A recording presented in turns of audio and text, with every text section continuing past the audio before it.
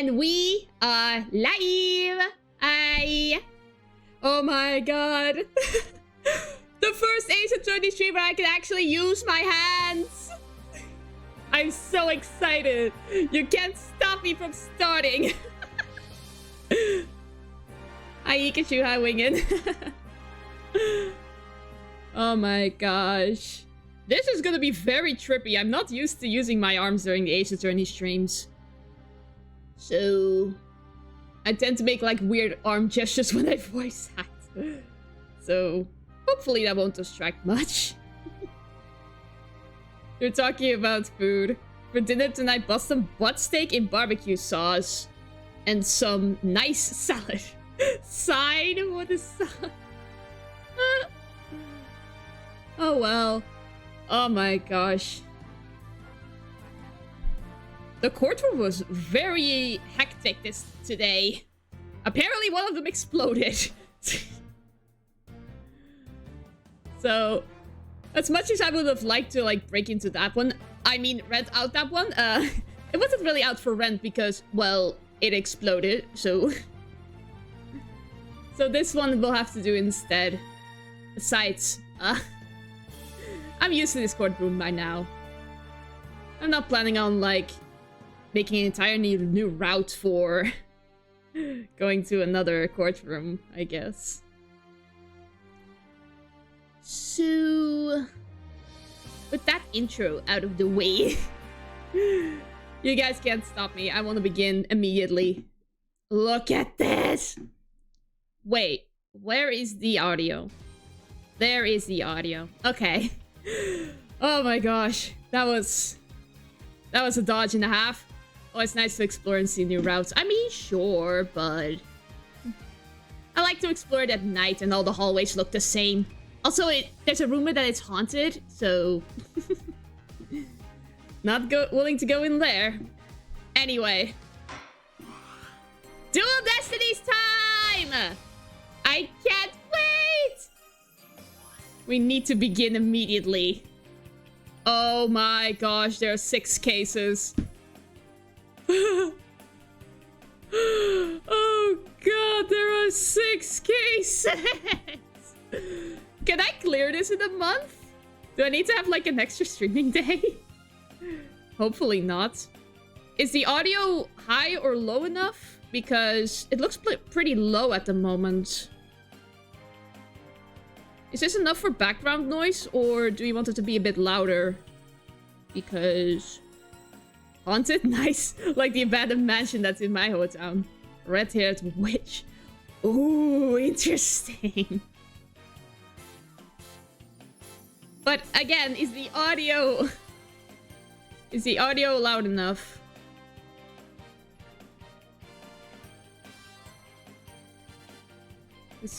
These cases look so intense. Gonna put it a bit louder, like this. If that is too loud or too soft, then... I'm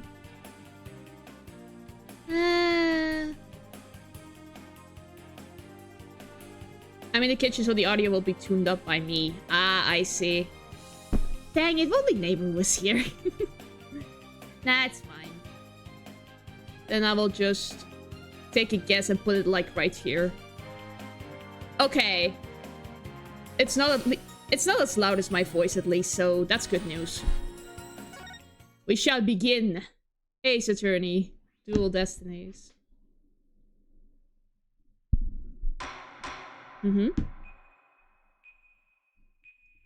What's that beeping noise?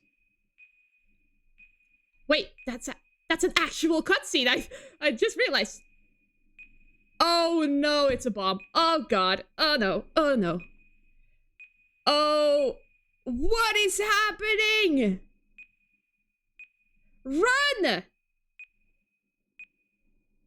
Oh god! Ah! Oh god!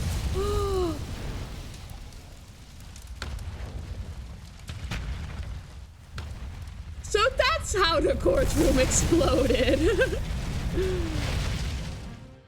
These are dark times. Yeah, no kidding. The law has been reduced to rubble. And it's up to us to restore it to its former glory.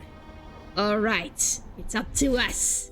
The office! Yeah, I know what you mean. It looks like your target finally decided to make a move. Don't you worry. I've got a trusty new partner on board. There she is! The female lawyer! I've been so excited to meet this girl. Hiya! Done. Ready to go? Oh. You bet. Let's do this. Let's do this! She's been with us for half a year. Though 6 I can hardly months. believe it. Time flies Anyway, her power will be our greatest weapon. by. Okay. I'm curious what it will be. Oh, no, no, no, no, no, no, no, no, no! Like this? Ooh, that hurts. She's mean, of course. It's for this very reason I returned. Time to bring it to an end. Is he back? Is he a lawyer again? He is! He is! He is! Yeah! Oh my god, the hair! The blue jacket, the red tie! That lawyer badge, he's...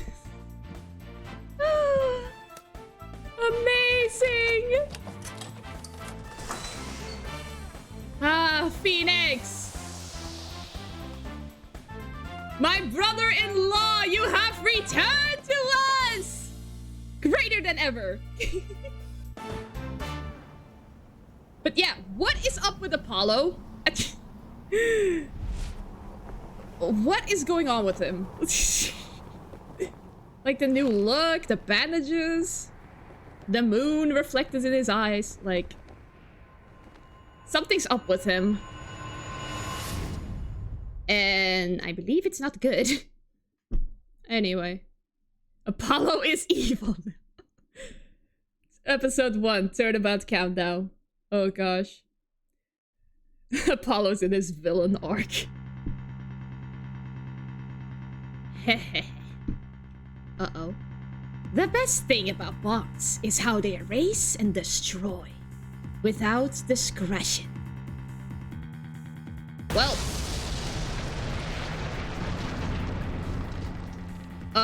okay, well, we have a maniac.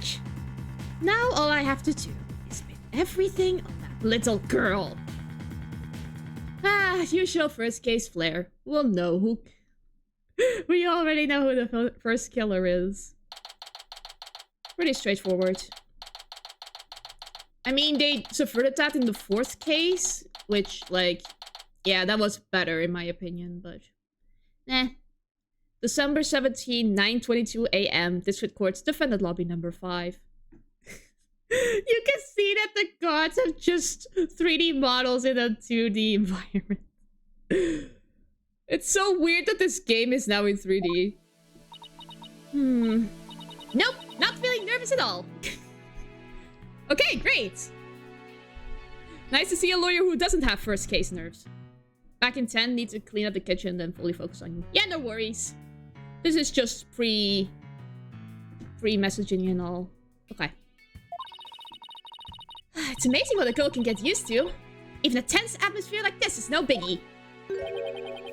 You doing okay, Athena? Okay. Oh, hi, Apollo. Oh, Apollo. Yeah, doing great. Like, I'm a little too great.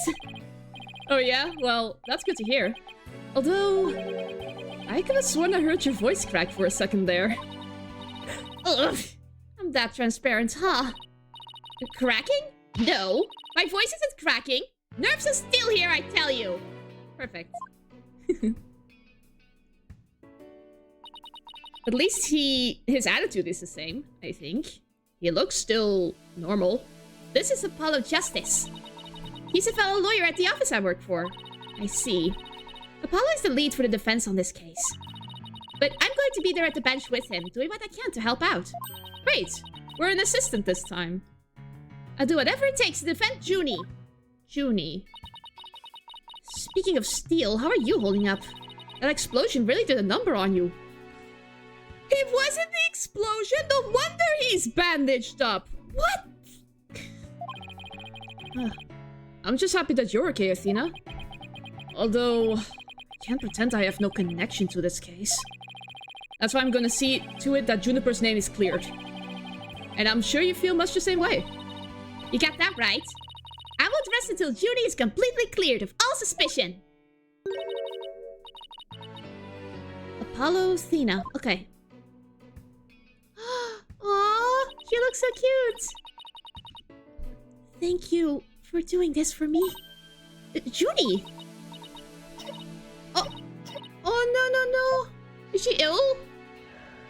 Was she also caught up in the explosion? Does she have lung damage? I'm being way too concerned for this poor girl. Hey, are you okay? Sorry about that. I always seem to get into coughing fits whenever I get nervous. This kind of thing never happens. At home in the forest, though. Aw, this poor girl. This is Juniper Woods. She's my dear childhood friend. And she's also our client for this case. The news keeps repeating that Junie's the alleged bomber. But that's ridiculous! There's no way Junie would do anything like that!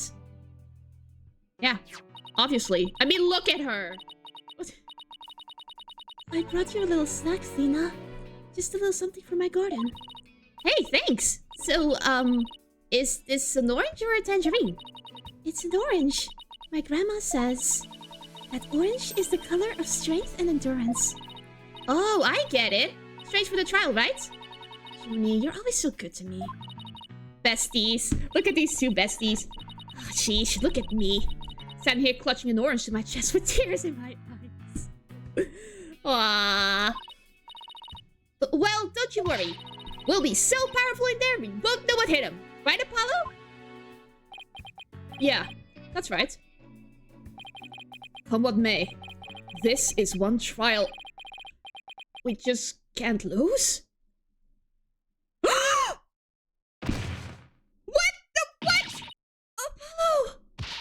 Apollo! Ugh. Is he dead? Oh, he lives. Okay. Oh no! Blood is seeping through his bandages? One of his wounds must have reopened. All this time he was trying to put on a brave face, but he was really overdoing it. Oh no. Mr. Justice! Huh? The trial is about to start, sir. Please proceed to the courtroom. What? Now? But Apollo's in no state to defend. Ugh. I have to defend Juniper. What are we gonna do? The trial's about to start, with or without us. Athena will have to take over, I guess. There's only one other option I can think of at a time like this. But even if I called him now, he'd never get here in time. No, wait! There's something else I can do. Apollo, give me all the evidence for the case. Huh? What are you gonna do? Bailiff? Yes, miss. The defense would like to submit a substitution of attorney petition. Athena! You're not seriously... You just concentrate on getting better. I'll defend Junie. All by yourself? Athena, stop for a sec and think about what you're saying. You've never once taken a case on alone before, right? No hay problema. I can handle it. I think. I hope I pronounced that correctly. I don't know Spanish. But I guess it's really up to you, Junie. Would you be okay with me taking over? Sure. Aw. I believe in you, Athena. That's enough for me. Aw, she's so cute. Apollo has serious doubts. Look at it. Who thinks like that? No, different hand. Different hand. I'm thinking. A long shopping day today, like 3 to 4 hours. Wow, that's a long day. Hopefully this stream will be quite the same length, so I hope you're ready. You're worried for me, aren't you? To be honest, I'm pretty nervous too. I think my heart might just burst out of my chest. But you're in no shape to stand at the bench now. So you just have to leave it to me. Alright, I can see your mind's made up anyway. I hate it that I can't be there, but I know you'll give your utmost to defend Juniper. You bet I will. Rest assured to that. Wow, you did quite a shopping trip. I'm sorry I'm not used... I'm sorry that I'm not really invested into your daily musings, but I'm too focused on the game. Hopefully you'll understand. My name is Athena Sykes. I'm still just a newbie, but I'm a lawyer. This is only the second time I've taken the lead in a defense case. It'll be the first time I stand up there alone, though. But I have to do this. And I'm definitely not about to let anything bad happen to Junie. You understand? Thank you. Oh, is it time? December 17, 9:46 a.m. District Court. Courtroom number 5. Court is now in session. Amazing. Court is now in session for the trial of Juniper Woods. Hi, Judge. This courtroom looks so cool. I need to do some more investigation to see where this courtroom is. The defense is ready, Your Honor. The prosecution is also ready. Hi, Payne. HD Judge indeed. He looks so much better now. As if he wasn't great already. Aha. And what is the meaning of this? I was under the impression that Mr. Red Monkey will be my opponent today. Seriously? Seriously?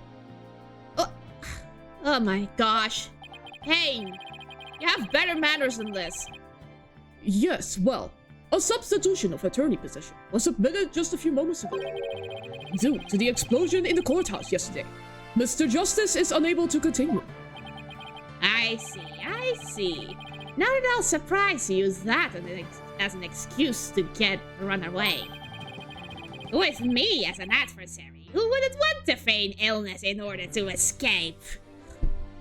Payne, you overvalue yourself way too much, my dude. How many times have we beaten you? 4 times? What? The nerve of that guy! I'm going to give him a piece of my mind. Well, I would if I wasn't so nervous. Ugh, this arrogant jerk! You arrogant jerk! No! Widget! Oh no! Is my hearing getting worse? I could have heard the defense say something just now. No, you didn't hear anything at all. Especially not from me. How odd. I could have sworn I also heard something. Oh, that would be my indispensable partner, Widget. Aww, it's around her neck. He sometimes blurts out what I'm thinking. Well then, if that's the case, then it's a clear contradiction to what you've just stated. A contradiction? You just stated that you said nothing. However, if that device of yours says what you're thinking, then you indeed said I was. What was it? Elegance at work? Payne just actually went like, actually, you just stated the obvious fact, but it was wrong. Like, that was way too easy. Actually, it was arrogant jerk. At any rate, what does it matter if it's a red monkey or a yellow monkey facing me? Payne, what the frick? Why are you so rude?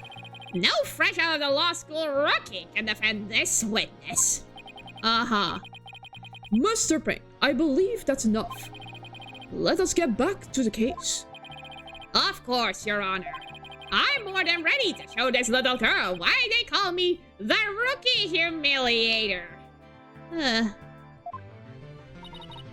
Well, she was just thinking on the word, she didn't say it. I mean, yeah, true. I knew it, he really is an arrogant jerk. Arrogant jerk! Miss Sykes, if you continue to insult the prosecution, I will remove you from this court. Ugh. I'm very sorry. It was just a knee-jerk reaction. Ah, poor girl. Now then, Mr. Payne, your opening statement, if you please. Thank you, Your Honor. Alright. What is the case? Now then.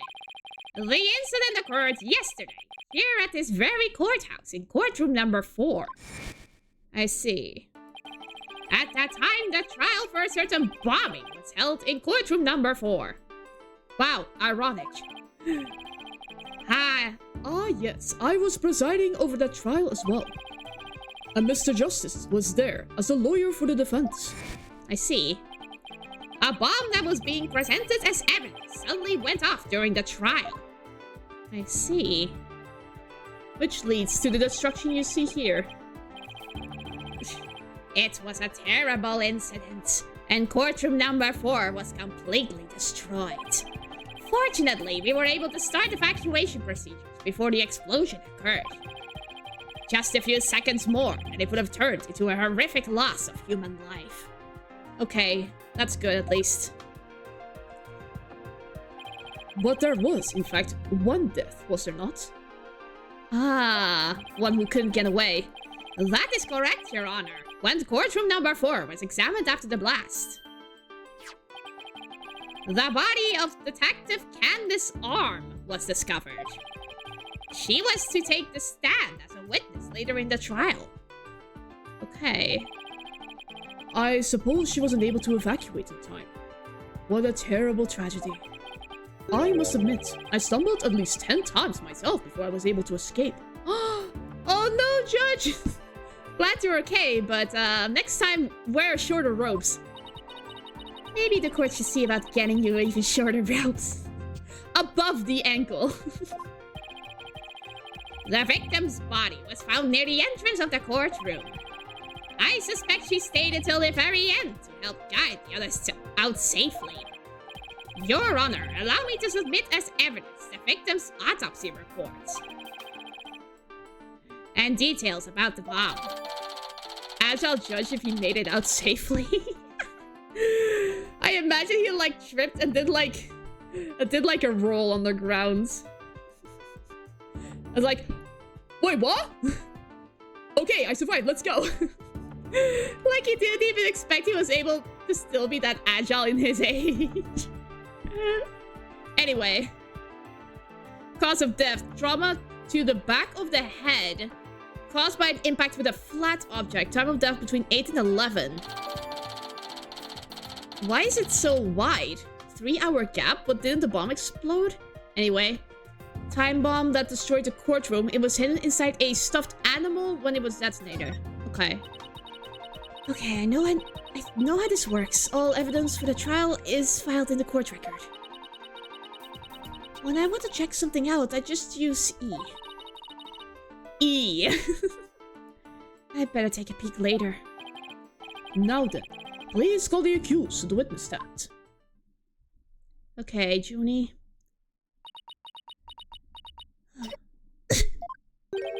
Defendant, are you feeling alright? You're looking a bit pale. I'm so sorry. I was feeling a bit weak when I first arrived here in the courthouse. But I'm alright. Junie's really giving it her all. I better make sure I do the same. If we could please proceed. Your name and occupation, defendant. Juniper Woods. I'm a high school student. Miss Woods, can you confirm you were in the courthouse on the day in question? Yes, I came to know Apollo Justice through my friend Sina. And so, I was there yesterday. To watch his trial and lend my support. Something's wrong. Junie's really scared. Did you know I'm also known as the defendant's humiliator? Gee, what a title there. It looks like I have yet another chance to show everyone how I earned that moniker. Does his arrogance know no bounds? I have to protect Junie no matter what. Hey, you arrogant prosecutor! Now you're doing it yourself, Athena! What is it? Do you want me to demonstrate why I'm known as a rookie humiliator instead? Depressed Athena. Don't let him get to you. Prosecutor Payne, Junie is telling the truth. Mr. Justice also backed up her claim when we saw him in the defendant lobby. And Junie, he said that he was glad to get the lotus fruit you gave him too. He was? My grandma says lotus fruit is good for your eyes. She says that they can even help you see into the future. They can? Then that's a perfect present for a lawyer. And if that's true, I guess he must not have eaten them. Yikes. The animation looks smooth, but at the same time looks a little off. I mean, I guess we're just so used to seeing sprites that just them having to switch motions to the different poses is also kind of weird. But I'm not sure if I like it or not. Nah. I think we'll have to get used to it. The next two games are in this style, but it doesn't bother me that much, so...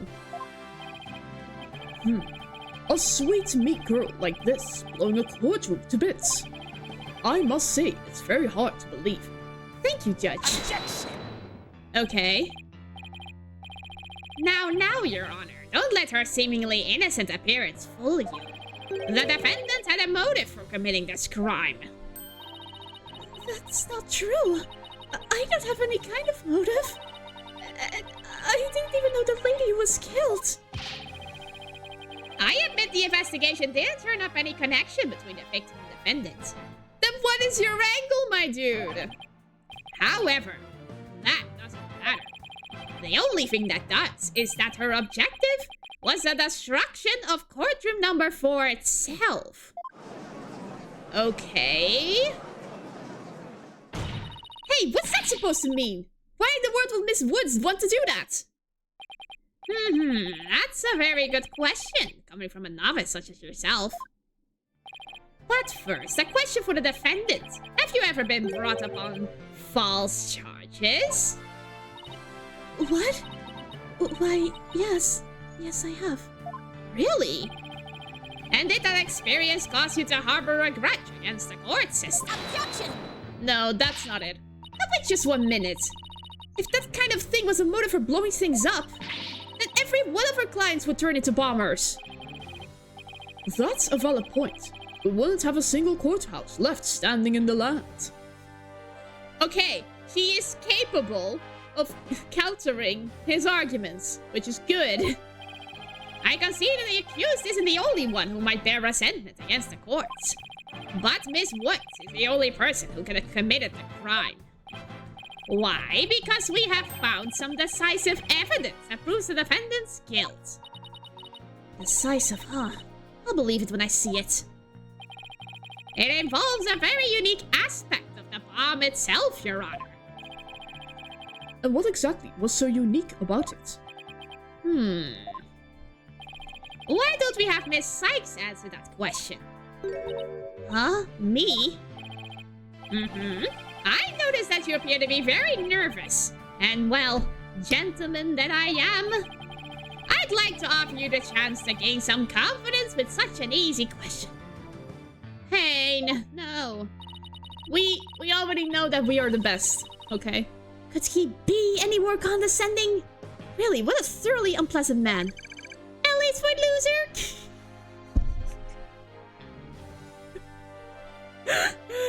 Oh my god, I love widgets. What did it just say? Nothing. Not a single thing. Now, let's see. What was I supposed to do at a time like this? Oh, I know. Court record. Okay. What was so special about the bomb? It was inside the stuffed animal. There we go. Information I needed somewhere in the court record. Digging her own grave. Yeah. Alright, Miss Sykes, let's hear your answer. What was unique about the bomb that blew up in the courtroom? Was it because it was? No. In the judge's pocket? If that was the case, the judge would be dead. It was inside a stuffed animal. Mr. Payne, what kind of simpleton do you take me for? It was stuffed inside a stuffed animal. Its evil intentions covered up by a cute exterior. Heh. Very good. Have a cookie. The bomb that went off in the courtroom was indeed hidden inside a stuffed animal. There, how you like that? Not bad, huh? I am fine. Just like I said from the start. I can do this. Yes, as I recall, the bomb was inside a stuffed animal the whole time. I never even got to take a look at it. But what connection does this impish elephant have with the defendant? The answer to that question lies in another piece of evidence, which I have here. And what, pray tell, is this? It appears to be a little singed. It's a tale, Your Honor. The tale of a poor victim of the explosion. This is incredible! Are you saying it's Detective Armstead? Judge. Oh, Judge. Why? Your Honor is so very close. But no, it belongs to this stuffed animal. It's called the Phony Fancy. A rather unpleasant name, if you ask me. Okay, so he does have the tail. He's the mascot for a campaign to eliminate false evidence and false charges, is he not? Exactly. His motto is phony evidence. It's just trunked up. That's so wrong. On so many levels. The Phony Fancy's tail is made of vinyl cloth. And we found something very interesting on its surface. The defendant's fingerprints. Ah, that explains it. But what? The Phony Fancy provided the prosecution with all the evidence we needed. It clearly proves that the accused handled the bomb.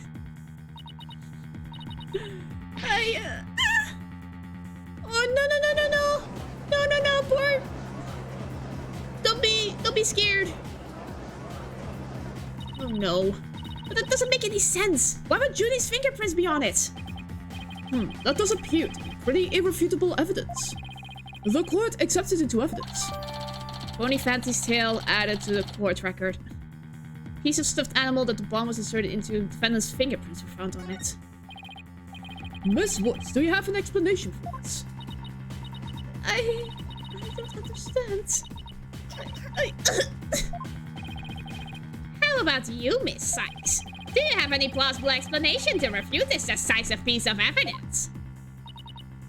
Well, I can't do it. I can't think of a single thing. No, don't fold so easily, Thena. Come on. Just be calm and question Juniper about it. She listens to you. But I'd better come up with something. For Junie's sake. If you can't produce an answer, we can always go straight to the ruling if you prefer. No. No. I have to say something fast. Huh? Oh no. I can't get my voice to work.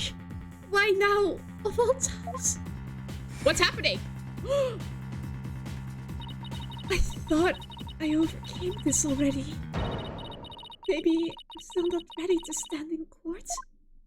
What's happening? Athena! Athena!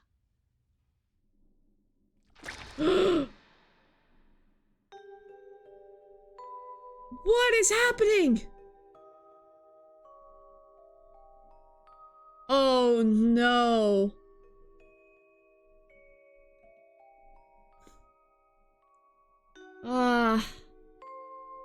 Nobody listened to her testimony yet because she was a kid. Oh no.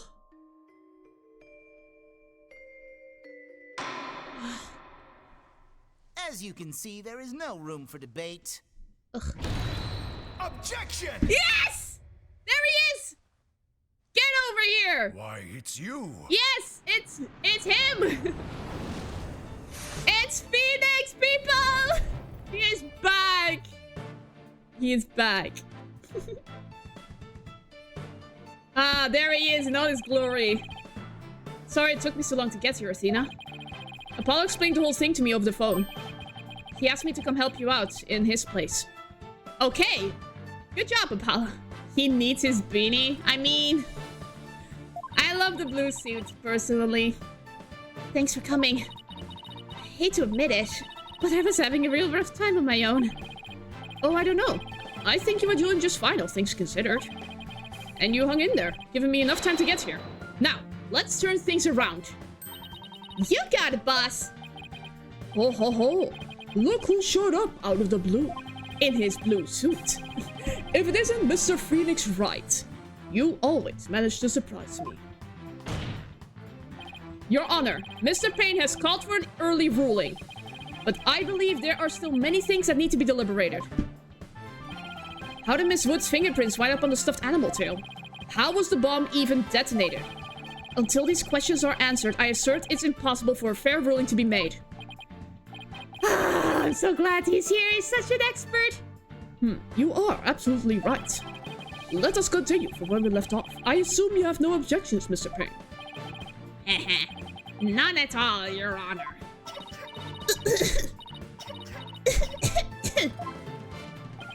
Miss Woods really looks like she's having a hard time. Junie's really struggling, Mr. Wright. I get the sense she's afraid of the courtroom itself.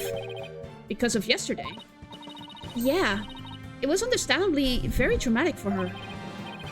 Poor thing. And here she is, back at the courthouse again, being so brave. I'd like to make a request, Your Honor. If at all possible, I'd like to have Miss Woods rest in the lobby. Was given the defendant's condition. Very well, I grant special permission. You go get some rest, Junie. I leave the rest to us. Okay, thank you. Sorry about this. Oh my gosh. Phoenix Wright. This is the 5th time we see each other. I've been looking forward to meeting you. Wait, what? Payne. It's been a while, Mr. Payne. But, what? You're more clueless than I'd heard. I do believe you mean, how do you do? For I am gasping pain. Payne has a brother now. I am the younger brother of your long-standing rival, Winston Payne. What? Long-standing rival? When were we ever rivals? Let alone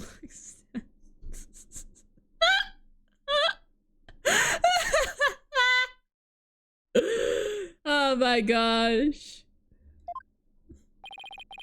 You'll see, Mr. Wright. I will cleanse Winston of the disgrace he met with at your hands.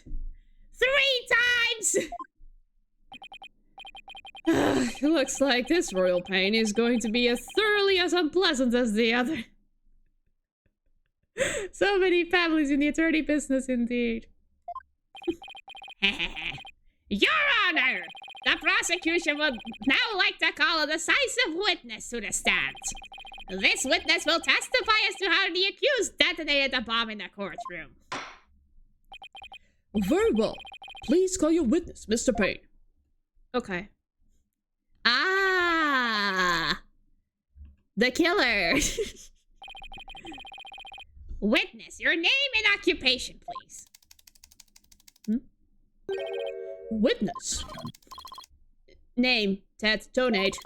Occupation, bomb disposal specialist. Oh my, what a strange robotic voice you have. He's using text-to-speech, Your Honor. Speech synthesis via typing. It is the same as me talking. He sounds exactly like a robot. Can't you speak in a normal manner? I can. He can? But I do not like to speak. Speaking is inefficient. Energy expenditure. Speaking has more than typing. Understand? A true robot. Oh my gosh, he does seem like the assistant of RoboCop. Like the hacker in the background. What an odd witness. Mr. Tonate was in charge of the bomb for that trial and was there when it went off. Oh! Being a bomb squad specialist, do you have any relation to the victim? Negative. I first met the girl while on this job. Many people are employed by the police. I know only a fraction of them. However, I was shocked when I first discovered the body of the victim. Shocked? I was the first on the scene after the explosion. I went there to ensure safety, but I ended up discovering a dead body. So he was the first to discover the body, was he? He is here to testify about the circumstances surrounding the moment of the explosion. Very well, the court will hear Mr. TuMiiA's testimony. But at the very least, show this court some respect and remove that face guard witness. I mean, yeah, sure, that's valid. Oh god! Put it back on! Look at it! It's... Ah! He doesn't blink! This is horrifying! Blink! When the bomb went off. Okay. The bomb was originally disarmed by me, then transported here as evidence. Bomb name, HH3000. Operated by timer or with a remote. I was watching from the gallery when I suddenly became alarmed. I saw that the bomb's timer was counting down. What? Oh, so it can blink, huh? This is bizarre. I'm actually amazed that with the explosion there's only one victim. Yeah, I'm surprised as well. Though, they did say that they managed to evacuate the courtroom like mere seconds before the explosion, so even though the bomb was supposed to be disarmed, it somehow got switched on? Precisely. Activating the timer is very simple. 1. Connect wires. 2. Switch on timer. A monkey could do it. I am sure even you will be able to, Mr. Wright. I guess this makes you the blue monkey in this barrel of fun, boss. Amazing. Amazing. I'd now like to begin my cross-examination. Huh? Mr. TuMiiA, what is that? HH3000, aka a bomb. What? A bomb? Great! Boogly boogly! Ah! Mr. TuMiiA, I demand you disarm it this instant. Please, I don't want to be blown up. Wait, I'm not even in the courtroom. I need to stop. Disassembly complete. Okay. 5.3 seconds. 0.2 seconds short of my personal best. Are you trying to give me a heart attack? I'm not exactly a spring chicken, you know. This is an exact replica of the HH3000. Okay. It is used to practice disarming bombs. Disarm equals success. Explosion equals failure. An exact replica of the bomb that exploded, is it? So that's what it looked like. I submitted a photograph of the real bomb taken just before the trial. Okay. Dimensions. 10 inches height. X 10 inches width. X 10 inches depth. Weight 12 pounds. A perfect replication. Your bomb does appear to be a very good copy indeed. Yes, however, I could not replicate the detonation mechanism. It has a very puzzling wiring setup. It is regrettable I could not replicate it. Witness, that's enough. There's no need to replicate anything here. It was hidden inside a stuffed animal that could be detonated remotely. Okay. And now is the defense will begin. The cross-examination. Where has Miss Sykes gone to? She's still under the desk. Athena, you could come out now. Okay, Mr. Wright, let's get to work. I guess you were pretty scared, huh? What? I don't know what you're talking about. He was about to bolt. Hey, put a sock in it, would you? Amazing. Amazing. As transparent as ever. Now let's see, where were we? We were at the cross-examination. Oh, cross-examination, of course. She seems disoriented. I wonder if she's alright.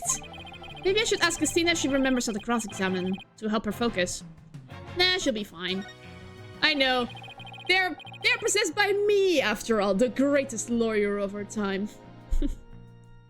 Best sidekick ever. I know, I agree. Nah, no need for that right now. She'll be fine.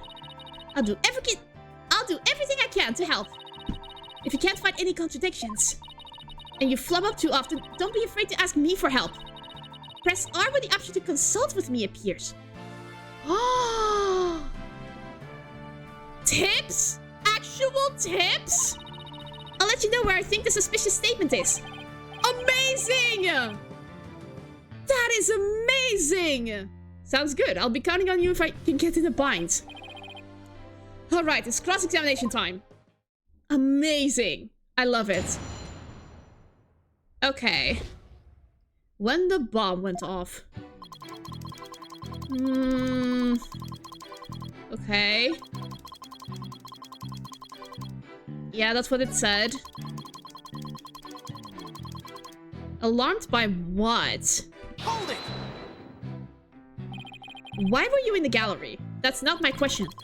My duties may have been over for the moment, but I wanted to keep watch. Even though the bomb was disarmed, you can never be too careful. Explosive devices are a very dangerous things. Ah, how admirably responsible of you. I'm modeled to be emulated.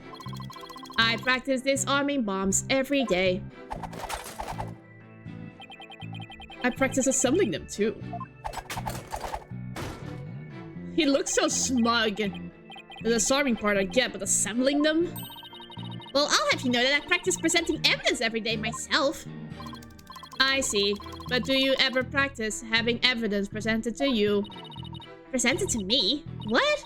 No, Then you cannot very well call yourself a professional yet, can you?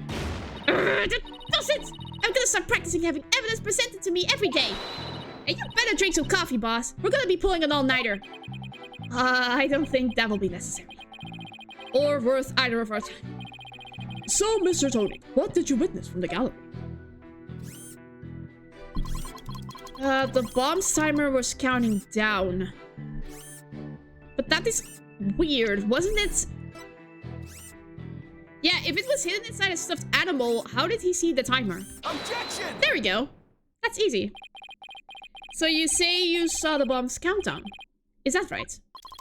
Of course. I clearly saw it counting down to 0. And I say that you are clearly lying. What are you talking about? There's no way you could have seen the bomb's timer. After all, the bomb was concealed inside a stuffed animal. Ha ha ha ha. Mr. Toadate, how can you claim to know the bomb was about to go off when you couldn't even see the timer?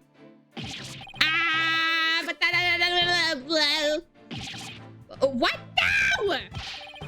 That does seem like a glaring inconsistency, indeed. Witness, how do you explain this? Well, Ooh, that was great, Mr. Wright. You find a contradiction right off the bat. Always remember, Athena, when you find an inconsistency in the witness's testimony, there's always a reason behind it. It could be a lie, a hidden meaning, or secret. Whatever it is, it's up to us to dig it out. And pointing out every contradiction we find is the best way to do it, right, boss? Now the question is, what can we dig out of Mr. Tonate? Well, let me see. No. There must be some mistake. Oh, yes. Yes, of course. I remember now. The sound. I knew because of the sound. Sound? What sound? When the timer of this type of bomb is switched on, it beeps softly. Beep, beep, beep. It is the sound of the bomb counting down. A beeping noise, you say? I suppose it would be possible to notice that, even with the bomb inside the stuffed animal. I simply made a mistake. My bad. Objection! No. How in the world did you hear such a tiny little sound all the way from the gallery? Listening for the sound of a bomb timer is an integral part of my work. I constantly undergo training so that I will never miss it. I hardly think training would help you hear something so soft from so far away. What now? Are you making light of the fine science of disarming bombs? It is a solemn mission that I put my life on the line to perform. What kind of specialist would I be if I could not hear a bomb's timer? Sounds like disassembling a toaster, you know. Now he's just showing off. You keep asserting that the sound was too tiny to hear, but the only tiny thing here is your skill as a lawyer. Being mistrustful is not an attractive quality, you know. And you're just overflowing with attractive qualities, are you? Or perhaps you have some proof that Mr. Tone did not hear that sound. Well, no, but it still seems totally suspect. But it's going to be really hard to prove that he didn't hear something. Yeah, you can't prove a negative. If I have this correct, the prosecution's argument is that someone reactivated the bomb before it was brought into the courtroom. What I don't understand, Mr. Pig, is why you believe that person to be Miss Woods. That's simple, Your Honor. Mr. Tonate happened to be there when it happened. He was there when the defendants rearmed the bomb. What's this now? It happened before the trial started. It was when Detective Arm and I were transporting the bomb. We brought the bomb to the lobby for the defense. Bomb equals evidence. The lawyer wanted to see it before the start of the trial. Looking for a chance to get at the bomb, Miss Woods was already there in that lobby. Her goal was surely to rearm the bomb and steal the remote switch. Remote switch? The remote switch? Yes, the switch that controls the bomb remotely. Duh. It has been missing ever since the incident. Switch that starts the time bomb's countdown.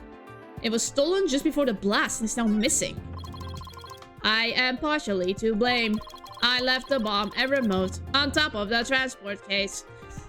Seriously? What is it with neglect? And they were rearmed and stolen while I was talking with the lawyer. The defendant then used the remote from inside the courtroom to start the timer. Objection! How can you assert so unequivocally that the bomb was rearmed in the lab? Objection! It's a witness statement. The bomb was safely secured in the transport case. The only time it was outside of the case was in that lobby. Therefore, that was the one and only opportunity anyone had to meddle with it. Someone other than Mr. Tonate could have opened the case and taken the bomb out. Impossible. The transport case is assigned exclusively to me. Do you see this number here? That is my identification number. Okay. And I have the only key that can open the case. One sec, I'm gonna take a sip of water. It's very warm today. Case Mr. Tonate and Detective Arm, blah blah blah.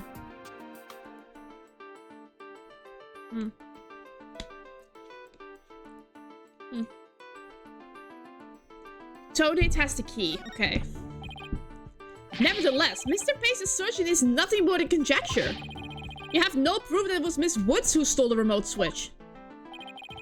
And by the same token, you have no proof that it wasn't her. But what I do have is a piece of evidence that proves the defendants handled the bomb. The tail! 5 minutes, 24 seconds, 2.3 deciseconds. The defense's advantage lasted a mere 5 minutes. Talk about their rotten hands. As long as they have her fingerprints as their trump card, I'm at a big disadvantage. It appears you will have to hear from the defendant herself once more. I wholeheartedly agree, Your Honor. I would like to recall Miss Woods to the stand. I trust you have no objections, Mr. Wright. I'm worried about the condition, but we do need her testimony. On the other hand, I'm not sure I want to make Athena mad. I can read your feelings, you know, boss.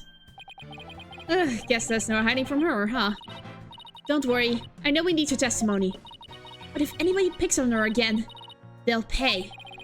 Yeah, she's already at anger level 1. Don't worry, I'll stop the proceedings before I let anything bad happen to her. The defense has no objections, Your Honor. In that case, I will take my leave. But before I do, there is just one more thing. Mr. Wright, is it? Me? Yes? Dismantling bombs is my job. Dismantling the case is yours. Do you think you can handle it? Gee, this man is obviously not the killer. I look forward to seeing you try. How the frick did no one notice? Just saying that is an admission of guilt. What the frick? This guy is hiding something. Gee, seriously? Phoenix? I just know it. 5 cents here, Phoenix. Now, if you will excuse me. Bailiff, please go out to the lobby and bring back the defendant. Okay. Aw, Juniper. She's still so scared. Junie. Hi, Athena. She looks even worse off than before. Don't worry, Junie. We're here for you. Thanks, Athena. And I'll do my best too. You blew up the courtroom because you bear resentment against the courts, correct? No, of course not. What's that you say? I can barely hear you. I haven't done anything wrong. This prosecutor's scary. Objection! Oh, no. What an impudent little girl. Stop acting innocent and tell the truth. This is getting ugly. You re-upped the bomb because you wanted to blow up the courthouse. Admit it. That's why you went to the lobby where Mr. Justice was. Isn't that right? Yeah. Mr. Wright, can I go give the prosecutor a smack? Yes. Yes, you can. Jump over this very table and go to him and slap him in the face. What? Of course not. Do we have to review Courtroom Manners 101 again? That's an actual book. We can't let a creep that bullies innocent girls like this off so easily. I haven't forgotten how he treated you. Don't worry about me. Just help Junie. Her heart's crying out. She's so scared. So very scared. Looks like Athena's picking something up with her heightened sense of hearing. Ah! Apollo has improved sight. Athena is improved hearing. It sounds like this time it's the voice of Miss Wood's heart. Don't deny it! You stole a remote switch! I used it in the courtroom, didn't you? Your Honor, please put a stop to this. Mr. Payne is badgering the defendant. Yes. Yes, Miss Woods does seem quite frightened. Mr. Payne, I ask that you behave more like a gentleman. Ah, but don't you know, Your Honor? There is no more a gentleman in this world than that. Gee, because a gentleman is out there badgering a witness for like 5 minutes. Ugh, as if a gentleman or even a gentleman would behave like he does. Don't let that rude ruffian win. Tina. How dare you call a gentleman such as I a rude ruffian? I'll have you know it's at the manners class every Saturday. Get your money back. I'm more than just a mere gentleman. I am a genteel man. That's when you're terrorizing a young lady or not. I demand my money back from that manners class, as are you. Athena isn't me. I should probably be the adult here and stop the two of them, but... No. Mr. Payne, that will be enough. Certainly, Your Honor. No further questions. Let's move on to the defendant's testimony. Miss Woods, please share with the court what you were doing when the bomb went off. Yikes, is there another bomb in the sky or something? Sheesh. Okay. When the bomb went off. Well, that day, I was watching from the gallery. The bomb went off. Rubble started falling. It fell on top of me. Oh no. Junie's clearly in pain, being forced to recall the bombing like this. She can't even get her words out. This isn't going to work, so what now? Hey, wait a minute. Even if she can't vocalize what she wants to say, we can listen to what's inside her heart. Yes, now's the perfect time to use Athena's power. Okay. You can hear it, can't you, Athena? The cries of Miss Wood's heart. Yes, and they sound incredibly strange. She's so scared. I think she could collapse at any second. Athena has a unique ability, you see. With her finely tuned sense of hearing, she can hear the words of a witness's heart. In essence, she can sense how a person is really feeling from the tone of their voice. Interesting. Guess it's all up to Athena and her special ability now. Okay, how does this work? Athena, I want you to use the analytical psychology you studied. And listen to the testimony of Miss Woods' heart. Okay, boss. I'll give it a go. After all, this is the whole reason I put all that effort into studying analytical psychology. Out gets, let's do this! Did she study in Europe? I love that she has different languages. Ooh. So your holographic thingamabob can show us how Miss Woods is feeling, right? In a nutshell, yes. The emotions and images that I picked up on just now while listening to her testimony. I can enter all of that into a widget and use the mood matrix to analyze them. Okay. These mood markers here reflect fluctuations in Junie's emotions. When she feels happy or is enjoying the memory, the happy marker will light up. When she feels angry or frustrated, the angry marker will react. When she feels sadness or is frightened by a memory, the sad mark will blink. And when she feels surprised or confused, the surprise marker will let us know. Sounded like German? It was German. That's what I knew. I knew as much, at least. So with your special ability and Witch's Mood Matrix program, we can track how Miss Woods is feeling as she testifies. Talk about the wonders of technology. Yep, now let's give it a shot. I'm picking up on some kind of discord or noise in Junie's heart. Yikes. See here, this is what the noise looks like in the mood matrix. It's a result of inconsistencies between her testimony and her feelings. If we can pinpoint these inconsistencies, the noise level should drop. Okay, it's time to listen to Miss Woods' true testimony. This is interesting. Let's see. Well, that day I was watching from the gallery. Bomb went off. The shock of the bomb. And rubble started falling. It fell on top of me. Wait, why is she happy? I think I have a good grasp on Junie's emotional state now. This power of Athena's is incredible. And I'm seeing an unexpected emotion that's inconsistent with the content of her testimony. What? Already?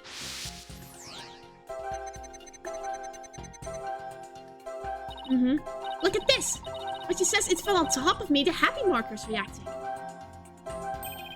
Well, look at that. That is odd. There must be a reason for this contradictory emotion. We just need to do some digging. When you find an unexpected emotion, you'll first need to pinpoint Q it. And then select the unexpected emotion or reaction from the 4 mood markers with space.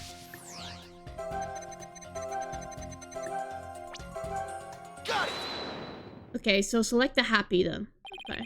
Which is registering joy when Miss Woods recalls the rubble falling on her. There must be a reason for this unexpected emotion. Miss Woods, as the rubble was falling, was there also something that made you feel happy? What? Mr. Wright, the feeling of happiness is spreading throughout Junie's heart.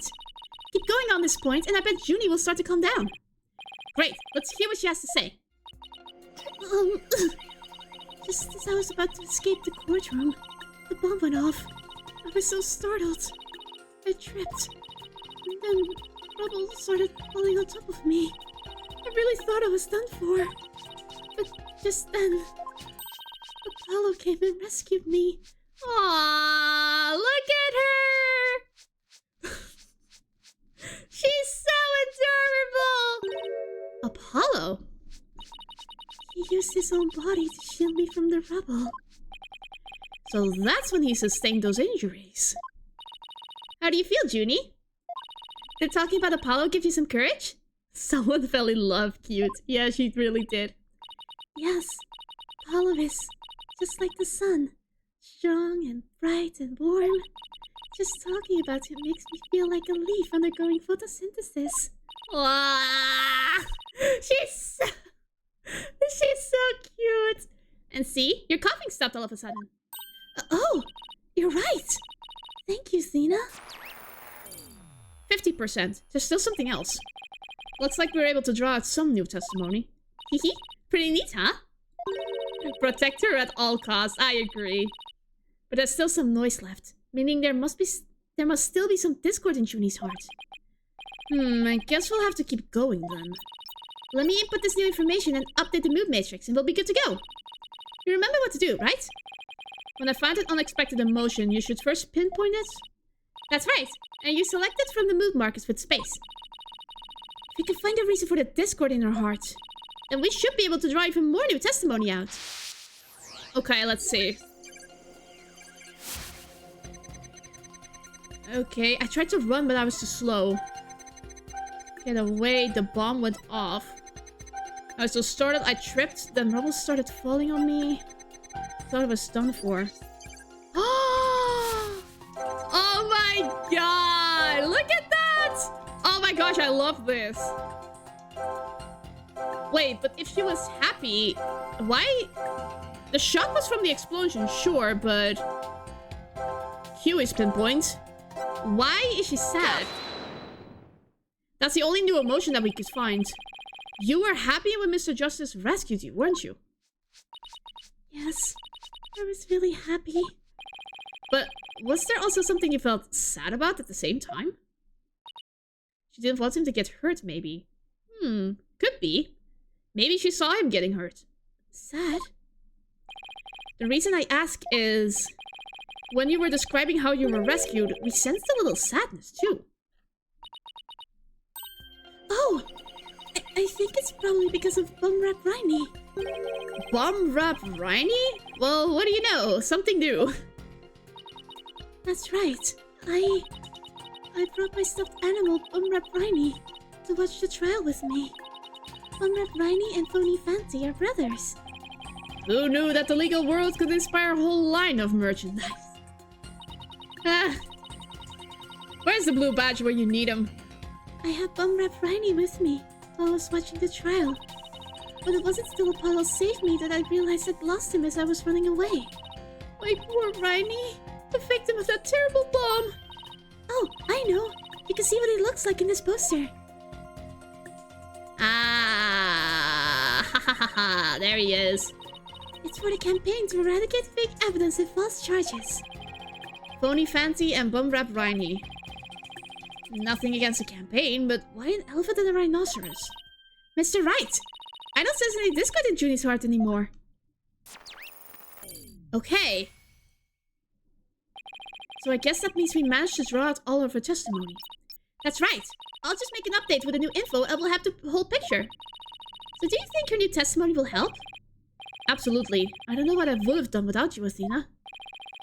So Bumrap Riney was in that courtroom when the bomb went off. Now that we know that, it changes the meaning of that other piece of evidence. All I have to do is present it. Add the right statement. Okay. Okay. So this is the new one. But what do I present? It's a matchup between this and this. Well, with this information, this one gets a new light because this isn't the Phony Fantasy's tale, it's the Bumrap Riney's, right? Please? Objection! Bingo!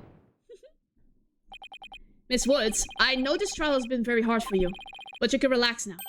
You are without a doubt innocent. Mr. Wright, what wild assertion are you making now? My wild assertion is simply this. The two stuffed animals were mixed up. The tail the defendant's fingerprints were on wasn't that of Phony Fancy. It was the tail of her gallery companion, Bumrap Riney. Objection! What? What nonsense is that? I can see, they're both stuffed animals, yes, but they're completely different characters. An elephant and a rhino. They're as distinct as a defense lawyer and a prosecutor. But are they really so different? Both defense lawyers and prosecutors strive to protect the peace through law. Even elephants and rhinos have some similar characteristics. They're both great, for example. I mean, yeah, true. Anyway, this poster is all I need to prove my assertion to be true. If I may direct the court's attention here, you'll clearly see how the two got mixed up. Doop-doo-doo-doo. Take that! There we go. Well, would you look at that? The two tails are exactly the same. Yes, exactly. The two stuffed animals are based on entirely different animals. But the design of their tails is exactly the same. Ah! Well, at least he is related to Pain. He also has a toupee. Order in the court. As long as the possibility exists that the tail belongs to Bumrat Rhino, we can no longer consider to be decisive proof that the defendant held the bar. As things stand, I consider the charges against the accused unsubstantiated. Wouldn't you agree, Mr. Payne? Oh, yes, of course, Your Honor. Oh, that was great, Mr. Wright. You turned things right around. Yeah, it's not over yet, but at least we managed to hold out this long. I believe that brings our proceedings for today to a close. Mr. Payne, I'm afraid you have some serious investigating ahead of you. Wait, what? Yes, Your Honor. Wait, this is multiple days? That's new. Very well, let us reconvene tomorrow. Court is adjourned. My goodness, this is a very long first case. Oh well, we cleared the first day, I guess. But my goal was to clear this case and then the investigation of the second case. Okay, December 17th, 11:56 a.m. District Court, Defendant Lobby number 5. That was so exciting, boss. We did it. True to form, you managed to just barely pull it off at the very last moment. True to form? Gee, I never knew you had such a glowing opinion of me. Thank you for everything you're doing. You did great, Miss Woods. You really stuck it out. You got really brave at the end, just what we needed you most, Junie. Thanks to you, we were able to turn things around. Well, you were the one who gave me that courage, Thina. Aww. Really? Thanks. So, to be honest, was I any help at all? Of course. Without you, we would have never gotten out of that high spot. That's good to hear. I may still have a lot to learn, but you can bet I'm going to give it my all. I'll be so good that one day you'll call me your partner. That's what I like to hear. Analytical psychology, the ability to solve the riddles of a person's heart. Athena's true potential is beginning to really shine through now. Hey, where's Apollo anyway? Good question. I almost forgot about him. Yeah, where is he? Wasn't he supposed to be resting here? I assume he'd still be here in the lobby. Oh, I know. Maybe he's still in courtroom number 4. Why is he there? Courtroom number 4? What would he be doing at the scene of the explosion? When I came out of the lobby to rest, I told Apollo about Bumrat Riney. I told him I dropped Riney in the courtroom as I was trying to escape before the blast. And then Apollo said he had an idea where Riney might be, so we went to take a look together. Huh, I guess Apollo can be pretty nice when he wants to be. So you went looking for Riney together before you were called back into courtroom number 5? Yes. I had some time to rest, so I was able to go and look for him. But then they called me into courtroom number 5 to testify. Apollo insisted on staying here, though. There. With all those injuries? I wonder how he's managing. I think Apollo might have figured something out. Wonder what it was. He told me, I'm going to look for evidence to clear your name, Juniper. Just maybe he found some new piece of evidence. Okay. Anyway, we better go and get him. Good idea. Okay. Yo, Polly! We're done for today. Wanna go get some ramen? Where are you, Apollo? Try Aww. For today. She's so energetic. I love it. Come on, I know you're... What's going on? No. No! No! Is he dead? What?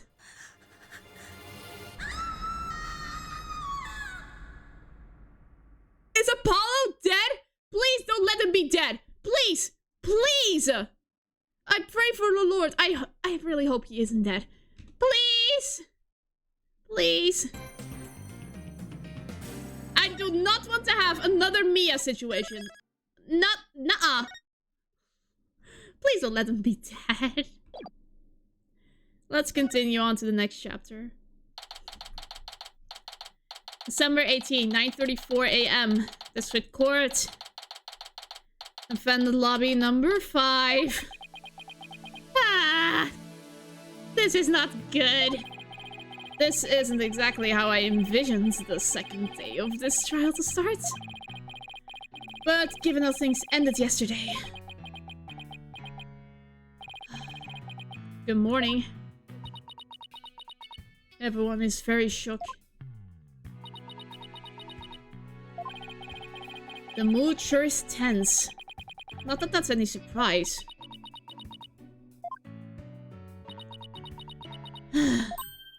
Oh, hey! Did you read the paper this morning, boss? Huh? The paper? That came out of left field. You didn't read it? Then you don't know the big news! Somebody spotted an abominable snowman way up in the mountains! Tell me you know the difference between a paper and a tabloid, Athena.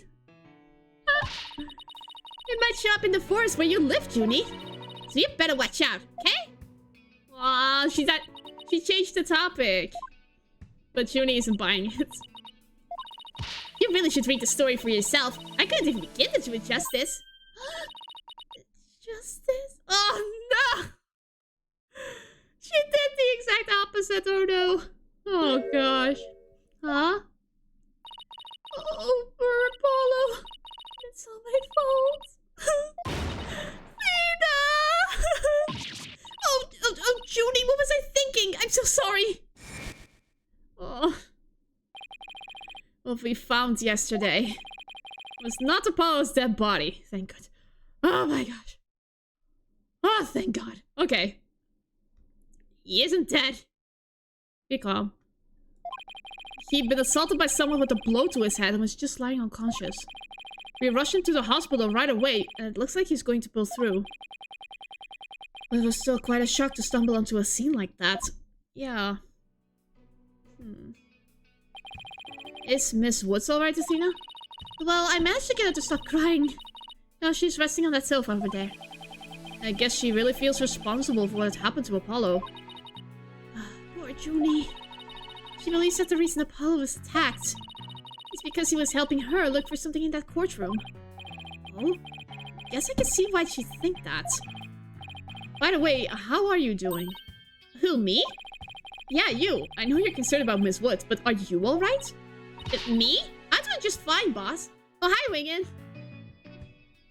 Good to see you managed to catch the stream. Well, to catch you up a bit. Well, you missed the first part. A young girl was accused of setting up a bomb in the courtroom. But we got her to drop the suspicion, but then Apollo was attacked in that same courtroom, so... I mean, yeah, that was a huge shock, but I'm alright. People who've studied analytical psychology are great at times like these. After all, they've learned how to control their own emotions, too. Somehow, I don't think it's as easy as she makes it sound. But there's no denying she's a real trooper. Apollo doesn't remember a thing, does he? Yeah, he can't recall anything from the time right before he was assaulted. Nothing about what he was doing in courtroom number 4 or who assaulted him. Ah, gee, I'm getting deja vu from the second game.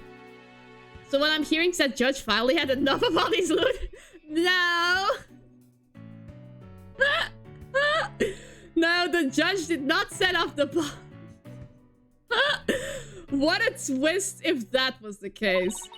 The doctor said it's probably due to that hit he took to the head. assaulted in the court of law and losing your memory. That... I know how that feels. This is really deja vu. I need to stop. But who in the world would do such a thing, huh, Mr. Wright?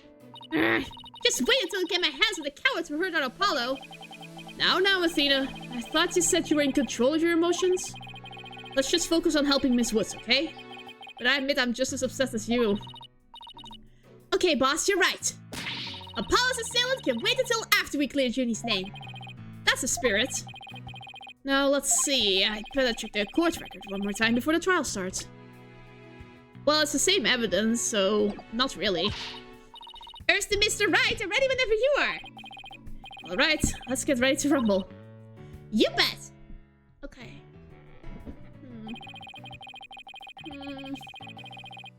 One sec. One of the sleeves was double. There. With everything that happened with Apollo, I didn't have time for a proper investigation. I can't let that stop me, though. I have to get this right for Miss Wood's sake and Apollo's too. Okay. So, we have the assailant. And we have the person who, who set off the bomb. I think they were the same person.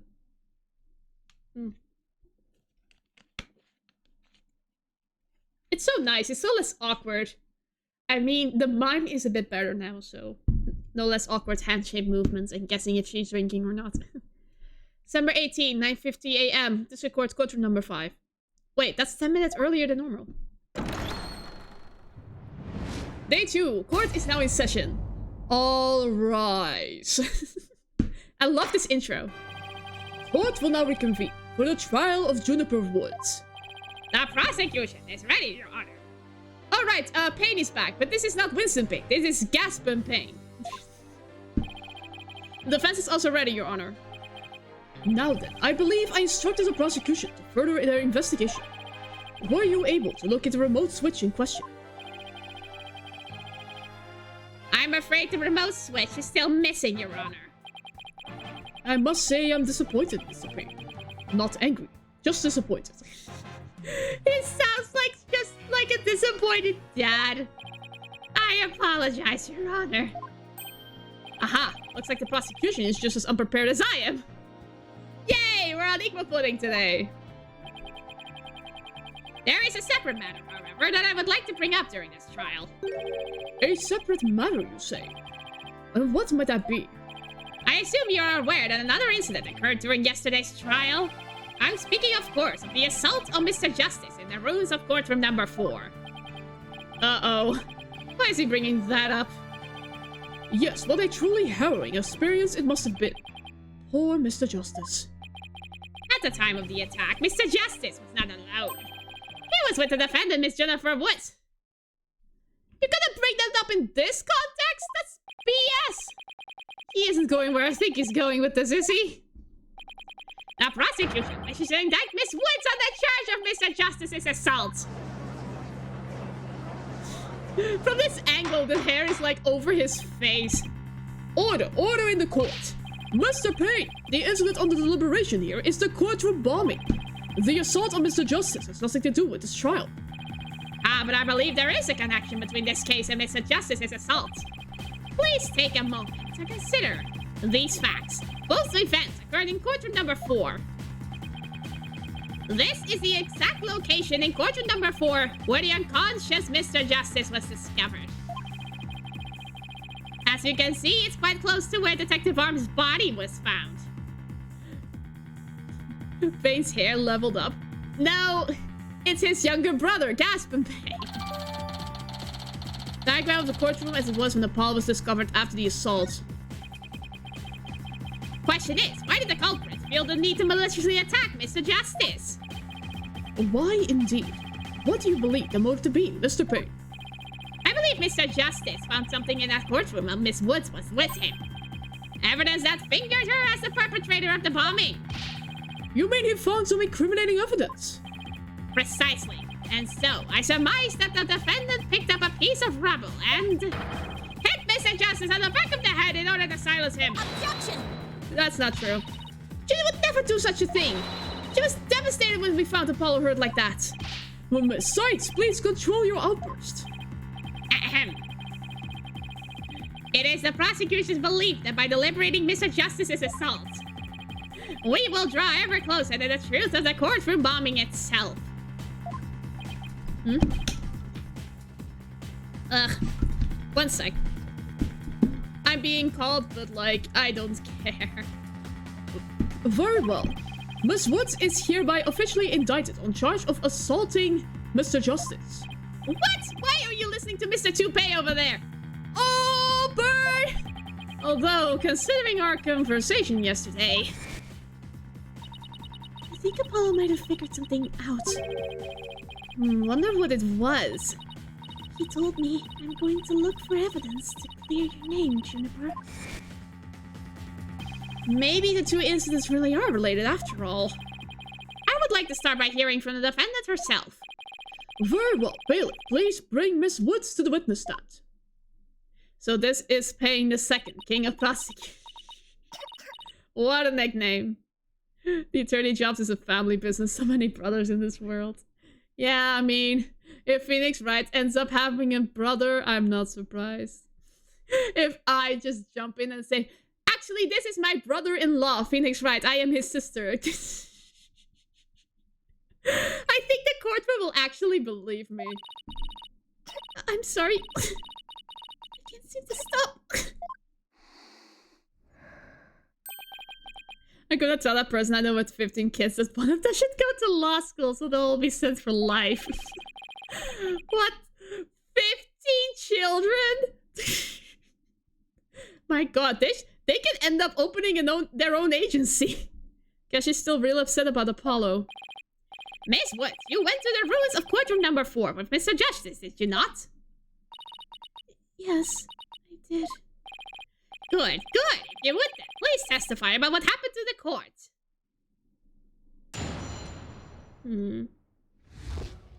Alone with Apollo.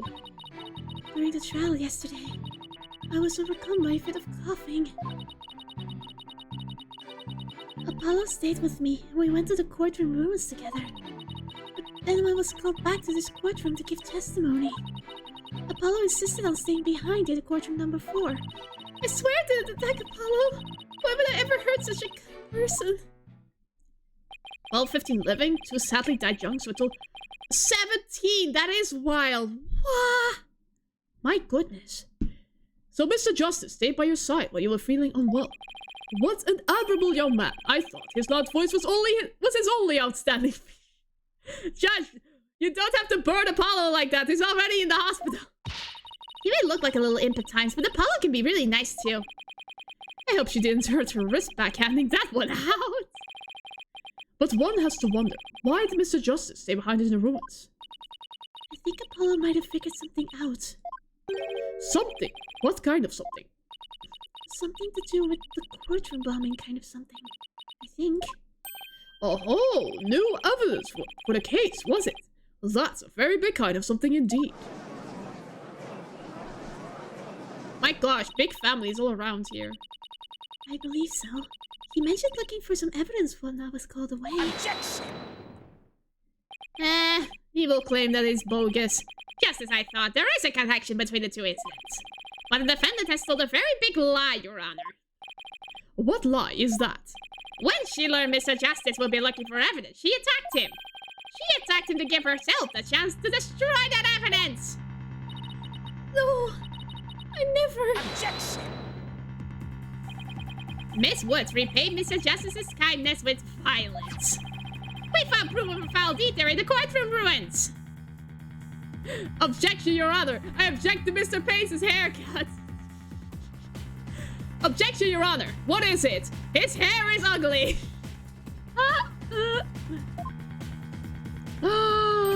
What? We didn't see this. What on earth? Do you see it? There in front of Mr. Justice's right hand? Witness the message he left us. It's written in blood. WOODS. Why isn't that? Objection, nuh-uh. That Woods, right, Your Honor? It says Woods in capital letters. What? I submit that Mr. Justice left us with the name of his attacker before he fainted. Paulson collapsed on the floor. The bloody writing is also visible. No, that can't be true. Why would Apollo write my name? Mr. Wright, the nerve of him leaving that message. Why would he do this? Hey, don't take it out of me. I don't understand it any more than you do. When we discovered Apollo yesterday...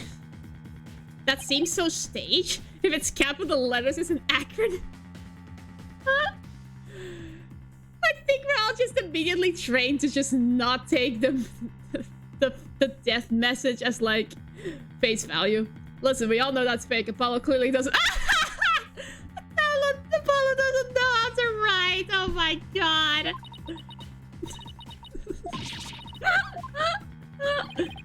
He didn't even have a chance to rush over to him.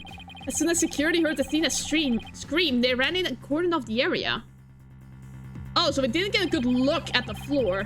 After that, they were there in courtroom number 4 with Apollo the whole time. Couldn't investigate anything ourselves and had to leave everything to the police. Still, I never thought they would find some bloody writing there. Now then, please begin your cross-examination, Mr. Wright. Okay, but can you imagine if that's what the reason was of Phoenix just outed him in court like that? Your Honor, this is a clear objection because Apollo can't write. What? Mr. Justice can't write? What happened to his eyes? A scuffed Majima cosplay, or is it serious? I think he was injured in the bomb. In the explosion of the bomb, because he saved Juniper. So I think it's just an injury.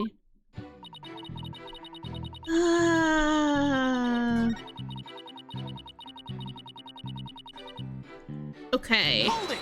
Let's press some more on the whole investigating bit. Why exactly did you go to the courtroom ruins? We went to look for my medicine. To stop my coughing.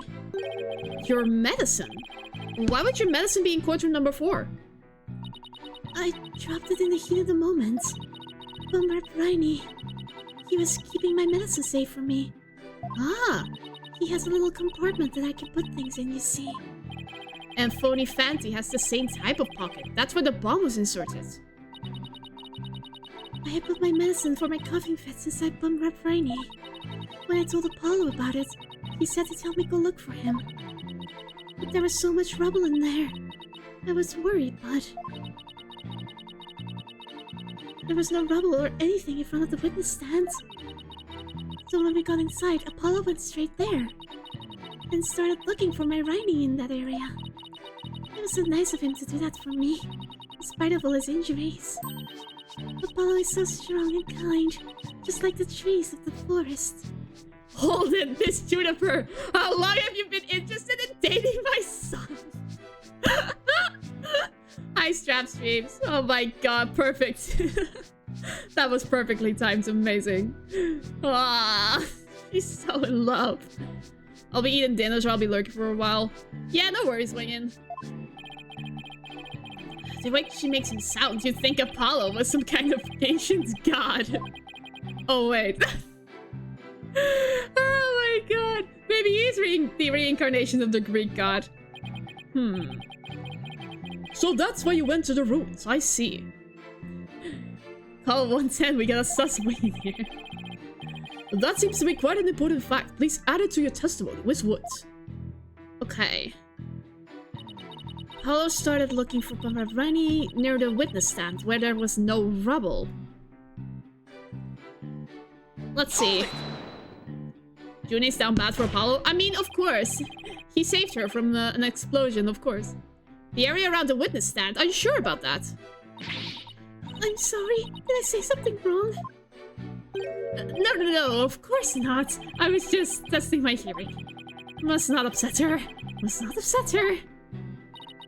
Yes, I'm sure that's where we searched first. Okay, so it's something with that statement. Paul started looking around for Bumrat Riney near the witness stand where there was no rubble. Okay, let me see. Well, there was a lot of rubble, so This? Objection! Bingo! Easy. Easy peasy peasy. So he started to search with the witness stand, you say? That's right. I guess maybe he wanted to start from the first point in the room. Phoenix has never been good with knowing what to do if someone cries. He really doesn't.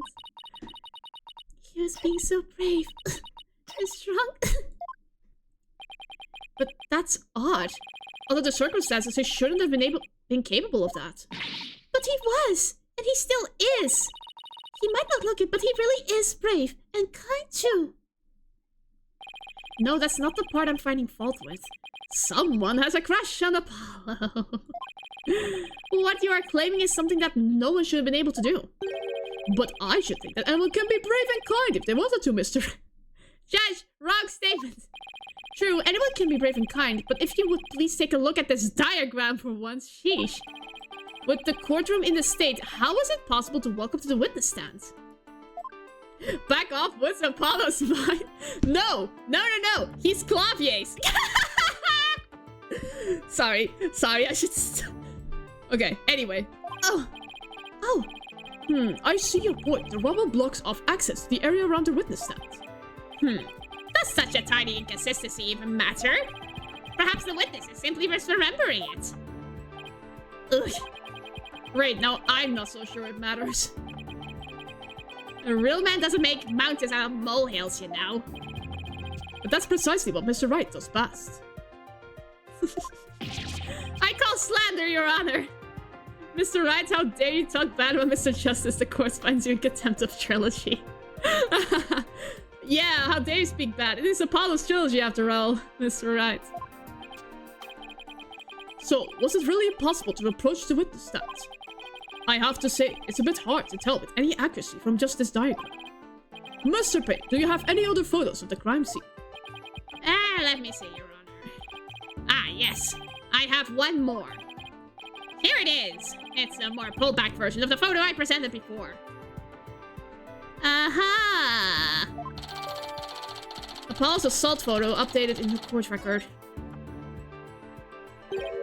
Huh? What's that hunk of metal on wheels? Mr. Payne, is a metallic object in that photo Mr. Tone's bomb transport case? That's right. Is there some problem?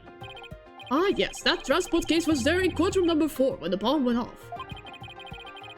It must have been there ever since. Oh, that's it! Miss Woods, have you remembered something? Yes, I just realized. Its position. It's different from before. Its position?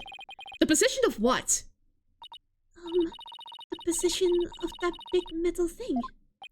The bomb transport case? Yes, when Apollo and I went there, it was in a different place. Where the case in the photo was open space, so it was easy to search the stand. I see. So, where was the transport case when you and Mr. Justice saw it? As I recall, I think it was more to the right? Ah! It covered the case. To the right. That means... in that case, the case was over there at the time of Apollo's attack. Who cares when a transport case was when? What difference does that make? It does. Apollo can't write a message if there's a transport case in the way. My dude, what a transport case was has everything to do with this discussion. In fact, it's so important that it's enough to turn the prosecution's argument on its ear. But what? Well, that certainly sounds very relevant indeed. And you sound as though you know where the case was at the time of the attack. Yes, Your Honor. This diagram represents the crime scene as shown in the photo. And this is where the transport case was at the time of the assault on Mr. Justice. Alright, I have this. The bomb transport case was here at the time of Apollo's attack. Da-da-da-da! Take that! It was more to the right. Your Honor, I assert that this is where the transport case was at the time of the assault. But that's... inconceivable! Miss Woods, was this where the transport case was when you saw it? Yes, that's where it was. Thank you, Miss Woods. I'm sure the court has noted an interesting fact about this position. The transport case covers up the writing in blood. Exactly. If the transport case was in that position at the time of the assault, then no message could have been written there because the case was in the way. Which leads to us to conclude that Mr. Justice couldn't have left that bloody writing. Objection! Why should we believe the defendant's claim that the case was in a different position? She's obviously lying. Objection! The fact that the case was moved after the assault on Mr. Justice is proved by more than Miss Woods' testimony alone. What? Where's this proof you're talking about? It's right here in the crime photo. I'm keen to see this proof myself, Mr. Wright. Oh my gosh, Straps. Oh my gosh. I think according to Miss Woods, it's like 8 or 9. What in this photo indicates that the transport case was moved after the assault? Well, these tire tracks. Oh, and I see. Apollo was attacked. The bandages lay like this, and then the cart was moved. It was this. Take that! Easy peasy. Please take a look at the mark that runs over Mr. Justice's bandages here. I see it, but what is it? This mark was made by one of the casters from the transport case carrying the bomb. As the case was moved, it ran over his bandages. In other words, the transport case was originally to the right of Mr. Justice. Then, after Mr. Justice was assaulted, the transport case was moved. What? Just as Miss Wood said, the case was covering the writing at the time of the assault. Therefore, it was impossible for Mr. Justice to have left that message in blood. No! Of course she's innocent. She's in love with Apollo. You did it, boss. It was a real nail biter, but you pulled it off. Yep, that should bring down the prosecution's claim like a house of cards. Order in the court. Mr. Wright, that was a very clever deduction. Thank you, Your Honor, but I want a sip of water.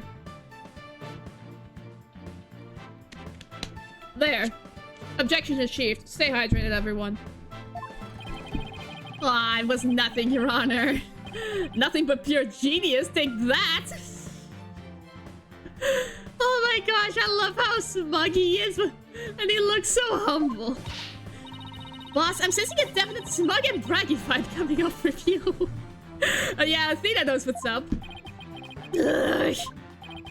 I have just one question, Mr. Wright. What are those? Yes, Your Honor. If Mr. Justice didn't leave this message in blood, then who did? Huh? What? How? Well... looks like I should have taken that train of thought through to the last station. Well, I've heard a lot about this. So this is Mr. Wright's famous bluffing technique, is it? It's not. Ah, this feeling, it brings back memories of the old days. Back when you carved out a name for yourself by bluffing your way through thick and thin. Gee, Mr. Wright, the judge kind of makes you sound no better than a 2-bit comment. You made your argument with such confidence, Mr. Wright. I would like to hear your answer with just as much confidence. Hey, until the judge asked the question, you didn't catch on either, Buster. What now, boss? I hope you didn't bluff your way into a corner. Think, Phoenix, think. There must be a way through this. I have to dig my way to the truth somehow. Who could have written that message in blood? Culprit? Apollo? Someone else?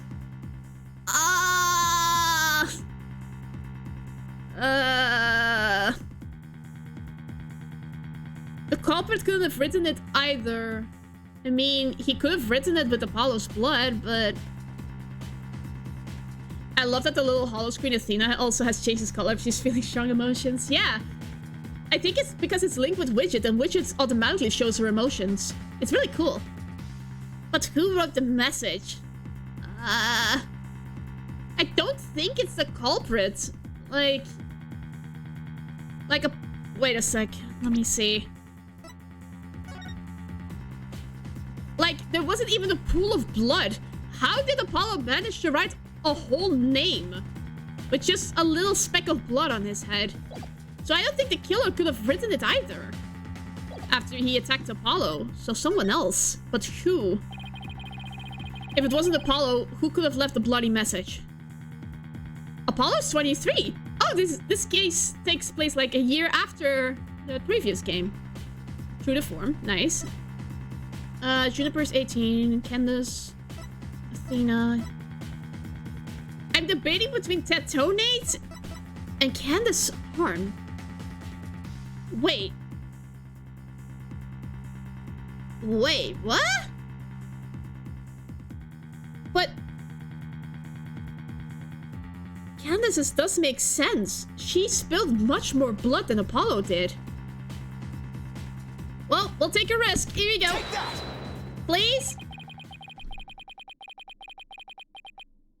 We did it. We did it. We did it.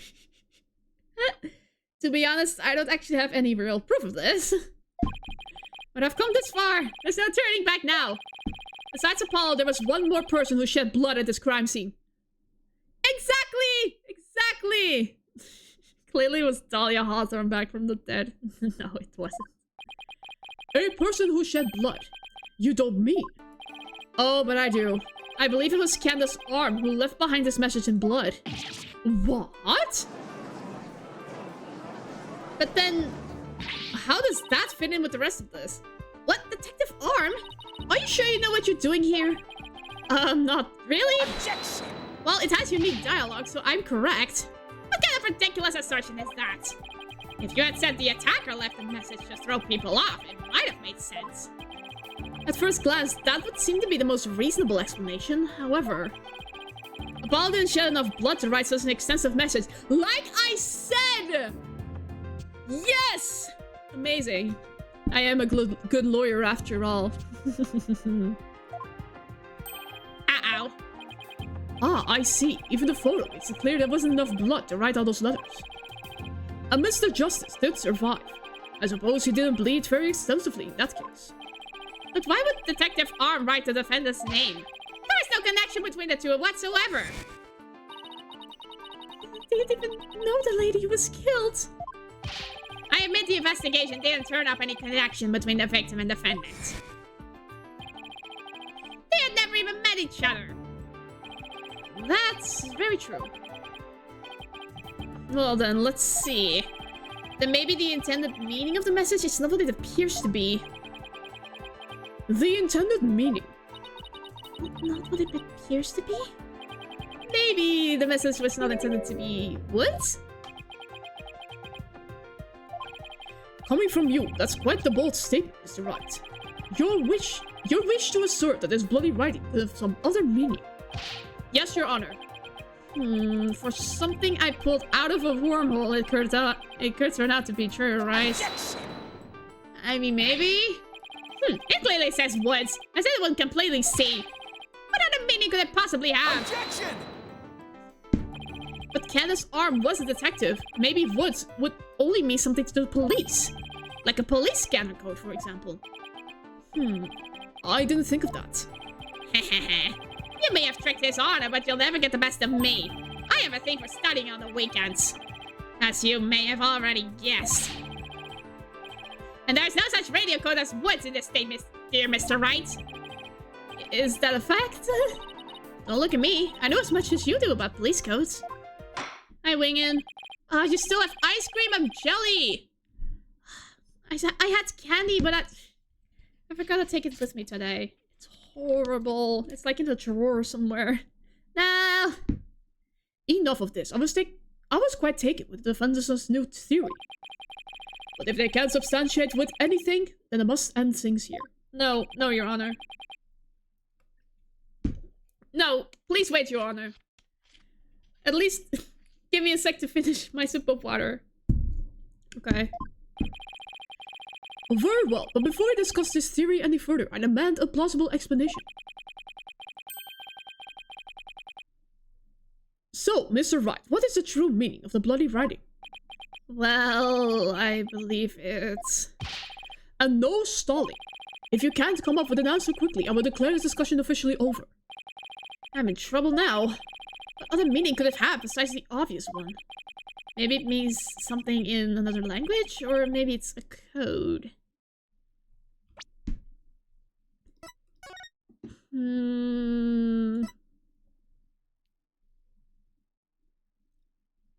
100? Something with 100.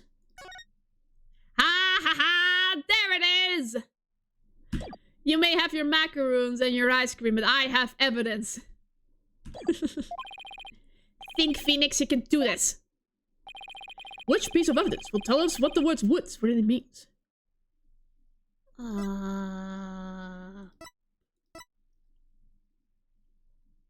I mean, it's the case, right? Well, can I save? How do I save again? I can save like this.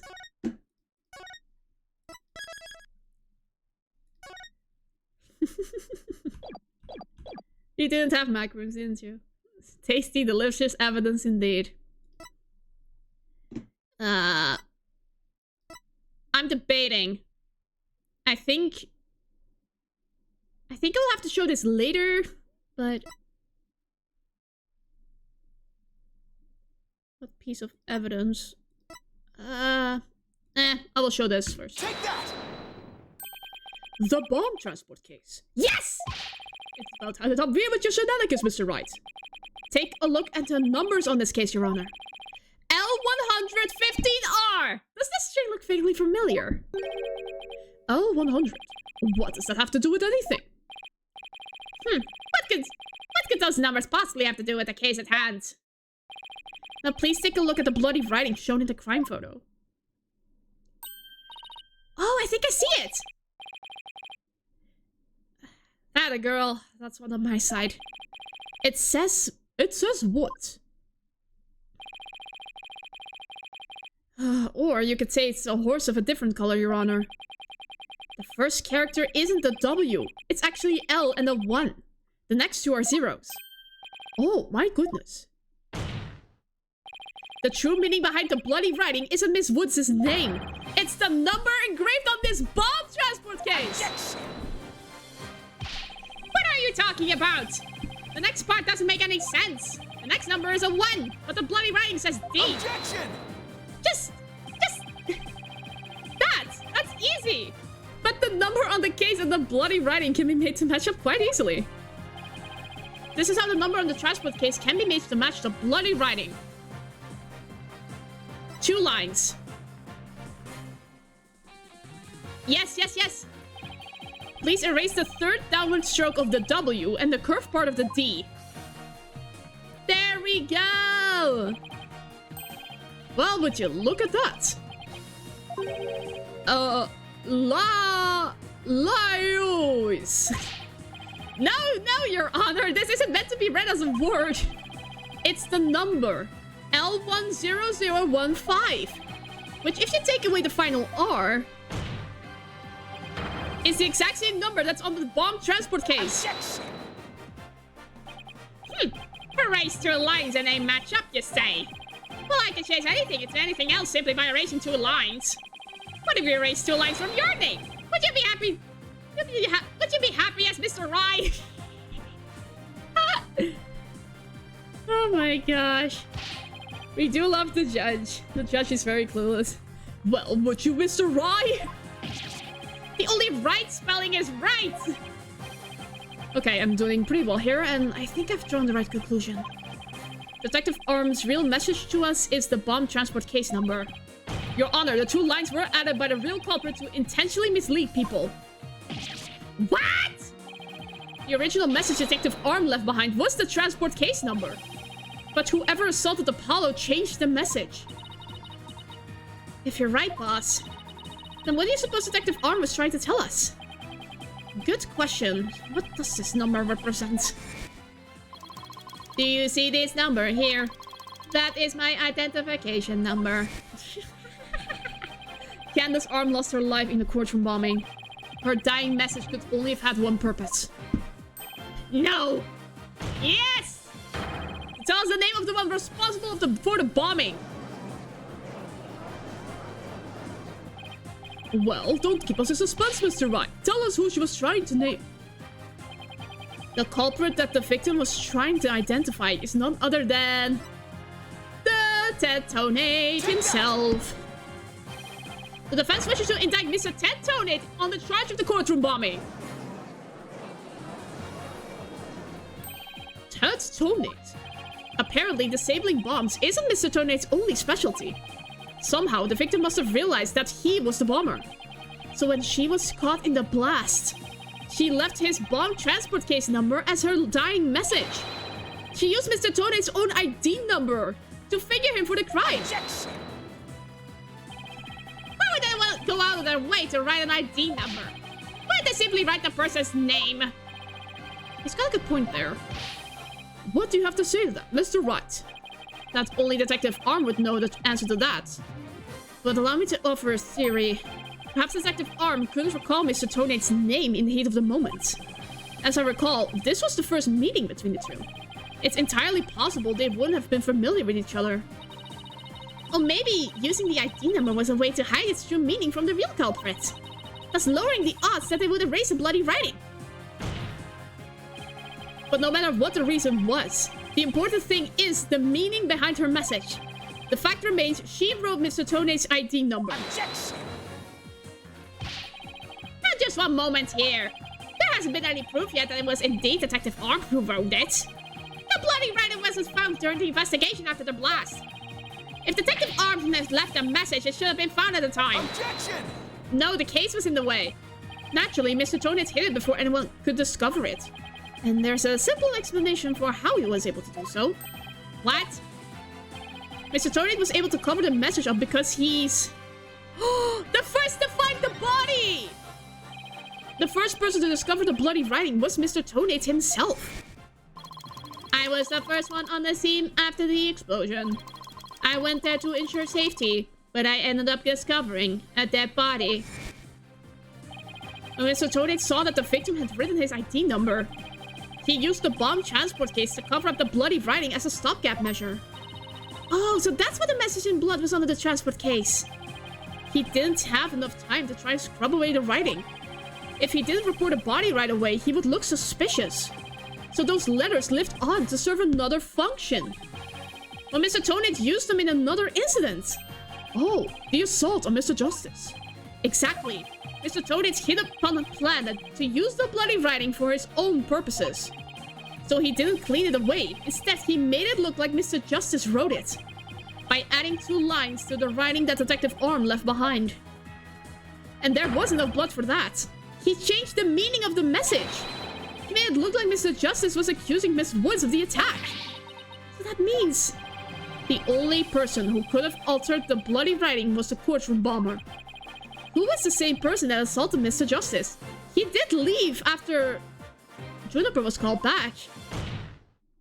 And that person is Tetonate. Ah! My god, look at that rebound on his hair. It is majestic. Order in the court. Order, I say. Looks like we'll have to hear from the bomb specialist himself. Mr. Pick, please have Mr. Tonate take the witness stand. Yes, Your Honor. That was great, Mr. Wright. Just doing what I do best, which is flying by the seat of my pants. So far away. Whee! Best hair of the franchise, 10 out of 10. You cheeky mother... you fudge nugget. I finally draw Mr. Tonate back on the witness stand. Looks like you'll get your wish, goggle man. Now watch me take your lights apart! Love it. I actually love it. He's still so creepy. He doesn't blink! Mr. Tonate, I'm afraid we have a few more questions for you. I understand the situation, Your Honor. I was keeping a close eye on the proceedings from the gallery. The allegations are all laughable. Objection! I wouldn't be laughing if I were you, Mr. Tonate. The message in blood matches your ID number. Oh my god! Did you see that? That was actual 3D camera pan. It was actually... The case was actually rendered into the environment. It's so cool. The same ID number that is there on that bomb transport case. Such a far-fetched theory. No better than a tangled ball of wires. I'll have them untangled for you in no time at all. You were the first person on the scene after Detective Arm left her message in blood. You were the only one who could have hidden the writing and then used it again later. I see. Times 2. But then, let me ask you. Do you have any proof that Detective Arm wrote that message? That's a very good question. Well, do you, Mr. Wright? The best way to prove that Detective Arm wrote that message is to... We have DNA! We finally have DNA! Your Honor, I requested a DNA test be performed on the blood itself. Once we know whose it is, it will be obvious as to who wrote the message. I need a pair of those Sui goggles. Looks practical. Oh, he can't deny that! Very well. Bailiff, please put in a request for a DNA test with the forensics team. Wow, technology! We're finally up to date, people! Yes, Your Honor! It will be some time before we even have results of the analysis. Until then, let's hear more from the witness. I would like nothing more, Your Honor. I want the court to hear how ridiculous the defense's theory is. Uh-huh. After the explosion. I admit I was the first one on the scene after the explosion. But there was no bloody writing there at the time. Anyway, there is no way Detective Arm could have written it. She struck her head on rubble and died near the courtroom entrance. She was too far away from where the bloody message was found. Okay. So you're saying that the victim's body was nowhere near where the writing was? Precisely. It is as plain as day that she could not have written it. It's true that the body was discovered near the entrance of the courtroom. Please, have a look at this crime scene photo. It does check out, but... As you can see, there is blood on the rubble near the victim's body. Wait a second. Yeah, no, that doesn't fly. Flat object. This is a point. This is not matched with the head wound. She must have died after hitting her head there. This is not the case. I see. Alright, Mr. Wright, you may cross-examine the witness. Do you have what it takes to take my infallible testimony apart? Yeah. How can you be so sure, Payne? Without a DNA test, it might just be some ketchup that got spilled. I wouldn't put it past him to have like a bottle of ketchup on his hands. To like prank people. Like, oh, a bomb went off. Let's put ketchup on myself so I can put off a big prank. I can't see. Hold it! How are you so sure? If she didn't write it, then who do you propose did? Mr. Justice, of course. Just before dying, he wrote the name of his attacker, Juniper Woods. A final message from your poor subordinate. Poor Mr. Justice, I'm starting to get all misty-eyed. Ugh, Paul is not dead, folks. So how can you be so sure it wasn't Detective Arm who wrote the message? It is very simple. She had struck her head on rubble and died near her courtroom entrance. This is easy. Nope, nope, nope, nope, nope. Objection! Bingo! Heck yes. You are a terrible liar, Mr. Tornite. Take a look at this autopsy, specifically the part about Detective Arm's head injury. Cause of death, trauma to the back of the head caused by impact with a flat object. Yes, what about it? Now take a good look at the bloody piece of rubble. It's sharp and pointed.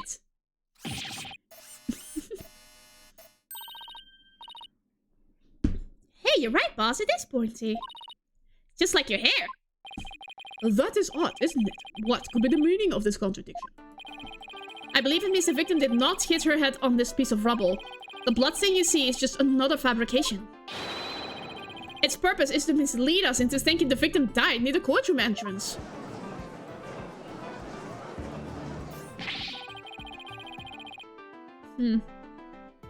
Are you claiming the culprit moved the victim's body? That's exactly what I'm claiming. The victim hit her head at some other location. Most likely on the floor or some other flat surface. And this location was somewhere near where the bloody writing was found. In that case, she definitely could have written the message. Your Honor, I have the results of the bloodstain analysis. Ah, very good time. Let's take a look. According to this report, the message was written in Detective Arm's blood. And, as the defense claims, only the parts of the message that were added afterwards were written in Mr. Justice's blood. Hey! It would appear the defense's assertion is correct after all. Bingo! This is the decisive proof we need. Report that proves that the writing was done in Detective Arm's blood. Yes, you did it! You were right, boss! Now I have to drive it home. I'll have to take a good look at the bloody writing analysis later. How about now? Okay, 2. DNA analysis definitely proves the blood of the writing to be that of the victim Candace Arm, age 27. However, the lines that were added later were found to be written in the blood of Apollo Justice. Okay. Mr.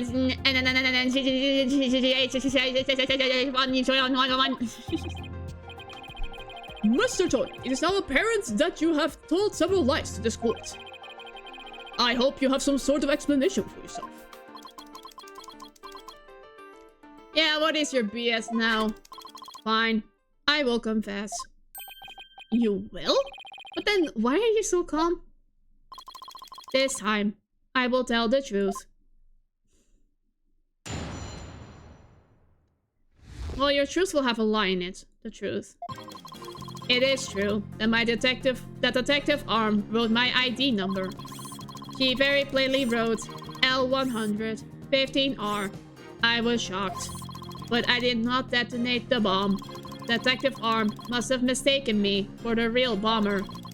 Not wanting to be accused, I moved the body and covered the writing. My bad.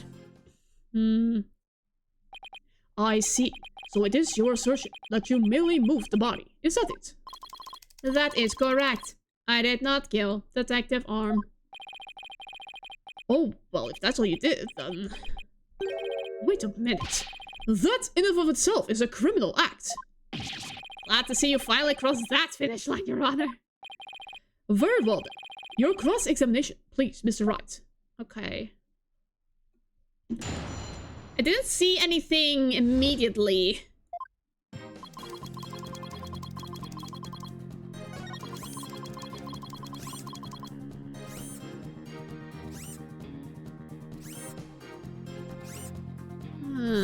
Hold it!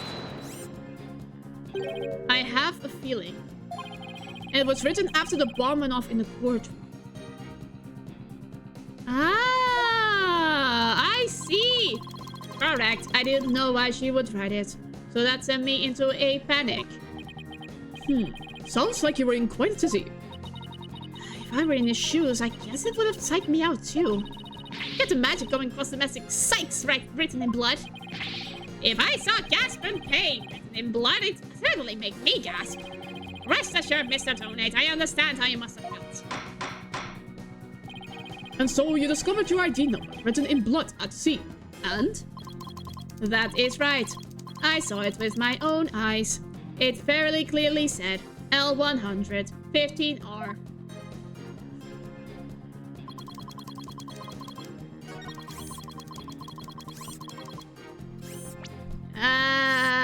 That's not what the analysis said.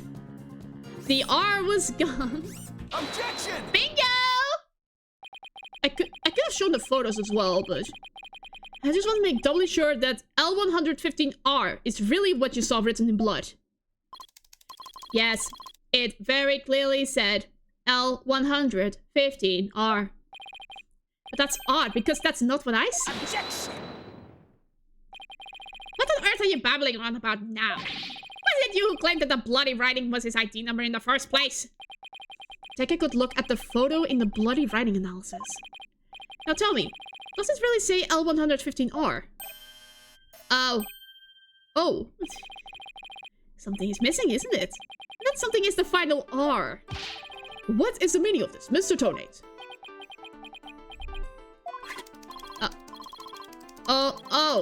Oh, right.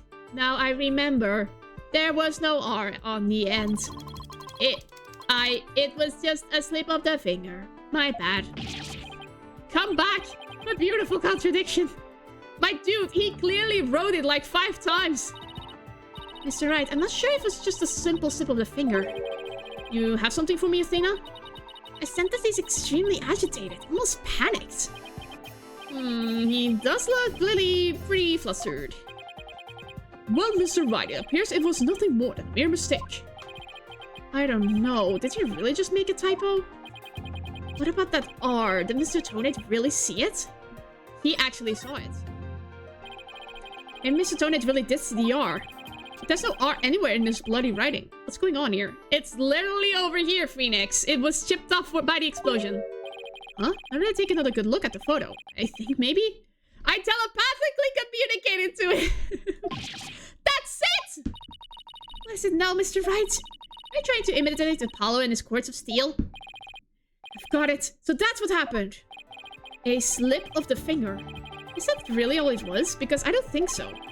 I propose that Mr. Tonate really did see the letter R. But the photo clearly shows that there is no R. No, Your Honor. Actually, just the opposite is true. The photo shows that Mr. Tonate actually could have seen the R. If you're going to make that claim, then you better be able to point out what you mean. What part of the photo shows that Mr. Tonate could have seen the R? Here you are. Take that! Please look here, to the right of the 5. You see a little bit of red? Oh, I see it. Just on the edge of where the floor is broken up. That's the R that Mr. Tonate saw. Objection! It's true that the witness wears some very, very odd goggles. But that doesn't mean his eyesight is bad, or his brain power. What part of that little smudge looks like an R to you? Objection! But what Mr. Tonate saw wasn't that little smudge. There was a whole and complete R written there. Before the floor was damaged by the explosion. Oh, well, that explains it. Huh?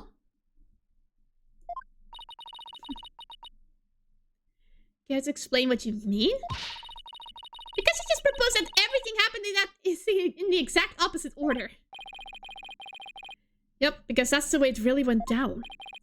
Timing of when the R was written turns everything about this case around. Now then, if the floor was damaged by the explosion, what was the message written? Haha, before the explosion. With the bloody message running off the edge of the damaged floor like that. It is obviously ketchup. We can only conclude that it was written before the explosion. But that's ridiculous!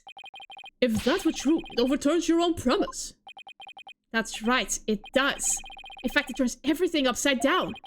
The victim was not killed by the explosion in the courtroom. She was killed before the explosion ever occurred.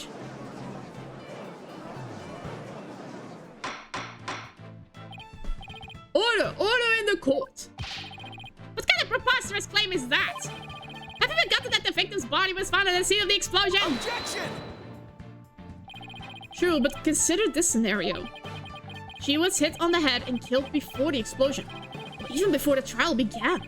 Her body was subsequently placed in the courtroom ruins after the bombing occurred. That way, it could be made to look like she was a victim of the blast. But what? It sounds like we had better look into what the victim was doing before the trial. Mr. Payne, did anyone see Detective R before the trial? Let's see. According to the police report... Ah, here it is. One person saw the victim before the trial. Is it Ted? Tonate? Your Honor, when it went off, the cafeteria chef was walking with a giant pot of marinara sauce and went... Whoop, whoop, whoop, whoop, whoop, whoop. What conveniently jumping about spilling the sauces? Why would the cafeteria man be in the courtroom? But I do love the marinara sauce from the cafeteria. And that person was Tatonate. Wait, what? Bingo. No one besides Mr. Tonate saw the victim. That appears to be the case, Your Honor. Oh, he is sweating. I would now ask the court to recall something. Specifically, Mr. Tonate's words from yesterday. It was when Detective Arm and I were transporting the bomb. Oh my. Mr. Tonate, just before the trial, you were with the victim. The two of you were together at the scene of the crime, courtroom number 4. Ah! LWO8AS semicolon slash la la la la la.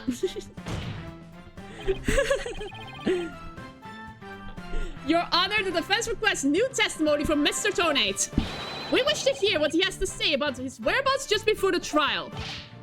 Mr. Tonate, your testimony, please. My testimony? There is no need for... He's completely unnerved, Mr. Wright. You must have hit the nail on the head. BCOAUSCEOPT. All I did was transport the BB bomb to the C3 courtroom. I already told you. Boao 2LWG at OUOKST. Yeah, blast this thing! I was only in the courtroom with the victim because of our work. I swear I was only transporting the bomb there. Yes, he's flustered. Objection! You and the victim were alone together at the scene of the crime. In other words, you certainly had the opportunity to commit murder, did you not? Objection! Tisk. Do you always leave yourself so open to attacks, Mr. Wright? What now, Mr. Payne? Yes, Mr. Tonate may have had the opportunity to kill Detective Arm. One important piece of your assertion is missing. What important piece? The murder weapon. What do you claim was used to kill the victim? Mr. Payne has a point. Even if Mr. Tonate had the chance without a weapon, we can accuse him of the crime. Well, Mr. Tonate? Oh, yes, that's right. I didn't have any sort of thing that could be used as a murder weapon on me. His smile is horrific. I can't possibly have killed Detective Arm. Did he really have nothing he could use as a murder weapon? What is it, Athena? Just looking over the victim's autopsy report. I'm hoping there's something in here that could put us in the right direction. Well, it does say that she died from trauma to the back of the head with a flat object. Yeah, to inflict that specific kind of injury, all you would need is a flat surface, right? a heavy, blunt object with a flat surface could definitely be our murder weapon. Well, Mr. Wright, can you indicate to the court what was used to kill Detective Arm? I believe I can. Believe being the key word here. You can? Then please do so now. What did Mr. Tonate have that could have been used as a murder weapon?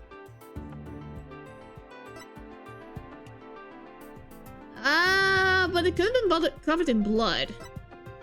That's probably too small. It's light. So my first guess is the bomb. Take that!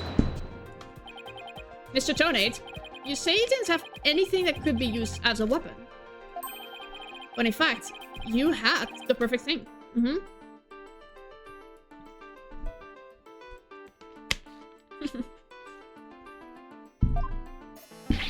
What? What the devil are you talking about? You had this. That's the bomb! I thought you were trying to prove that the victim wasn't killed by the bomb blast. The bomb blast, no, but I believe Candace's arm was killed with this bomb. Because this is the blunt object that delivered the fatal blow to her head. Grrr! Please recall a description of Detective Arm's head wound.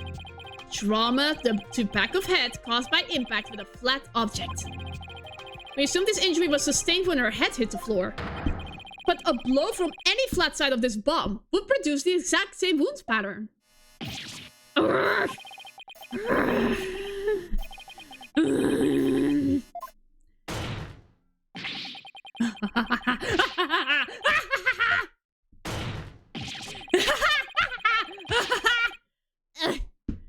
Man, I'm really not in my voice acting game today. I can't do evil laughter. What's with him? Just show me some proof. Where's the evidence that I hit the victim with the bomb? Ugh. Here's right, I don't have anything decisive. Did you find any of the victim's blood on the bomb? That will be decisive proof.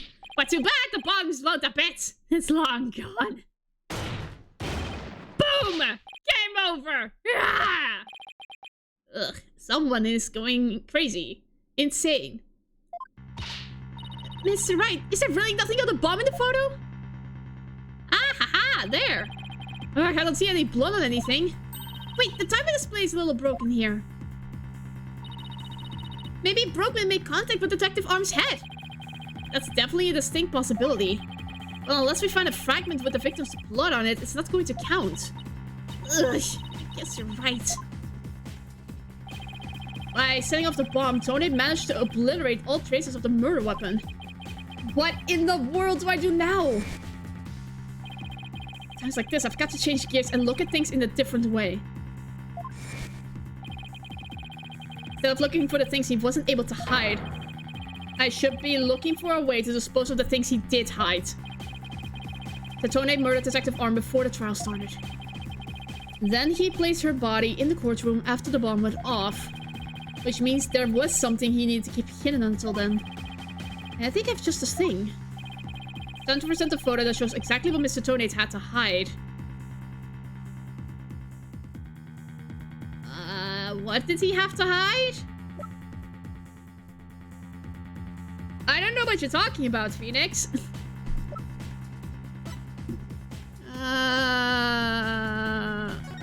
What did he have to hide?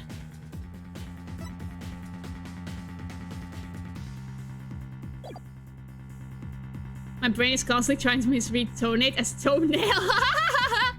Brain, why?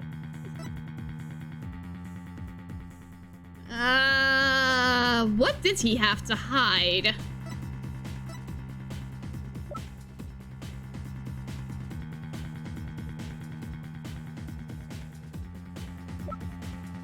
This? Take that! No, that's wrong.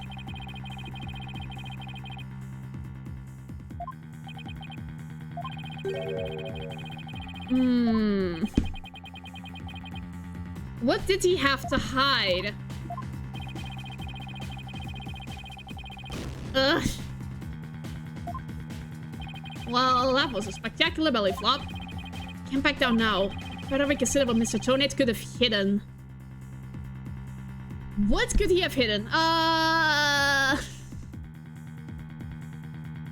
wish I knew. Tonate murdered Detective Arm before the trial started. The evidence, right? Then he placed her body in the courtroom after the bomb went off. Which means it was something he needed to keep hidden until then. Time to... The body? Take that!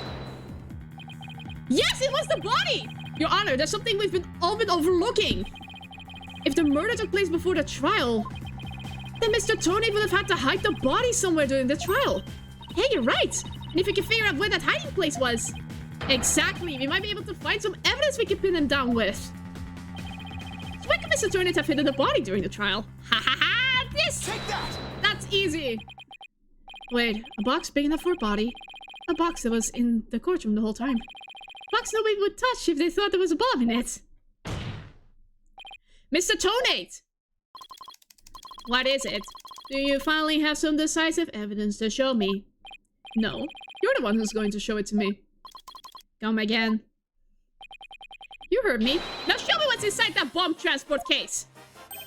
What? Why? No, there's no need. I've got him now. But before the trial, just before the trial, you killed the victim with a blunt object. And then you placed her body in the ruins of the courtroom after the bomb went off. Clearly, you were trying to make it look like she died in the explosion. But where was the body hidden during the trial? Oh, I hadn't thought of that. The answer is right here. Inside a box made of thick alloy plating that can withstand any impact. Oh, no, that's completely false. If it's false, you should have no objections to showing us the transport case. So, let's open it up and take a look inside, shall we? The crowd demands it! What's happening? Dot, dot, dot, dot, dot, dot, dot, dot. Let's not. Your Honor, it was Mr. Toenail in the courtroom with the ketchup bottle. I rest my case. Wasn't it marinara sauce, wingin'? Not if you value your life. What? What's he up to now? Remain calm and listen carefully. This bomb will detonate in 5 minutes. What? Huh? I repeat, this HH3000 will detonate in 5 minutes. What's going on? Your Honor, I recommend you adjourn this trial before this bomb goes off. Mr. Tonate, are you threatening me? I am the only one who can disable this bomb. If you do not want to die, your only option is to listen to me. But Mr. Tonate, didn't you say that's just a training model? A fake to practice on? I did, but I also lied. This is the real deal. This is the HH3000. My dude, that bomb exploded. But the HH3000 was used to blow up courtroom number 4, exactly, wasn't it?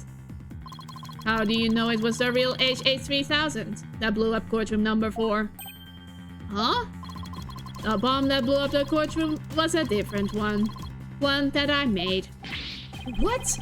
Then are we to take that as a confession on your part? Take it any way you would like. Just before the trial, I took the HH3000 out of the stuffed animal and put my own bomb in it. That was the bomb that exploded and destroyed courtroom number 4. But Mr. Tonate, please be reasonable! Do you really expect us to believe a crazy story like that? The HH3000. It is so unique. I have never seen anything like it. It is so unique that I could not replicate the detonation mechanism. So, I just had to have it. Besides, did anyone look inside the stuffed animal during the trial? Did anyone check to see if it really was the HH3000 in there? I must confess that no one opened the stuffed animal to check. So there really is a possibility that the bomb was switched out? No, not a possibility. A certainty. I did it. So he's had a real bomb with him this whole time? You had better get out of here while you can. You do not have much time. He's bluffing. He is bluffing. He dismantled that bomb in the trial. I'm out of here! It's gonna blow! Run! Oh god, chaos. Oh, the audience left. You 4 are still here. Well, well. Aren't you brave? It just wouldn't do for the judge presiding over this court to run. But that horrible explosion the other day. The judge looks like he's about to book it for the nearest exit any second. As for Mr. Payne...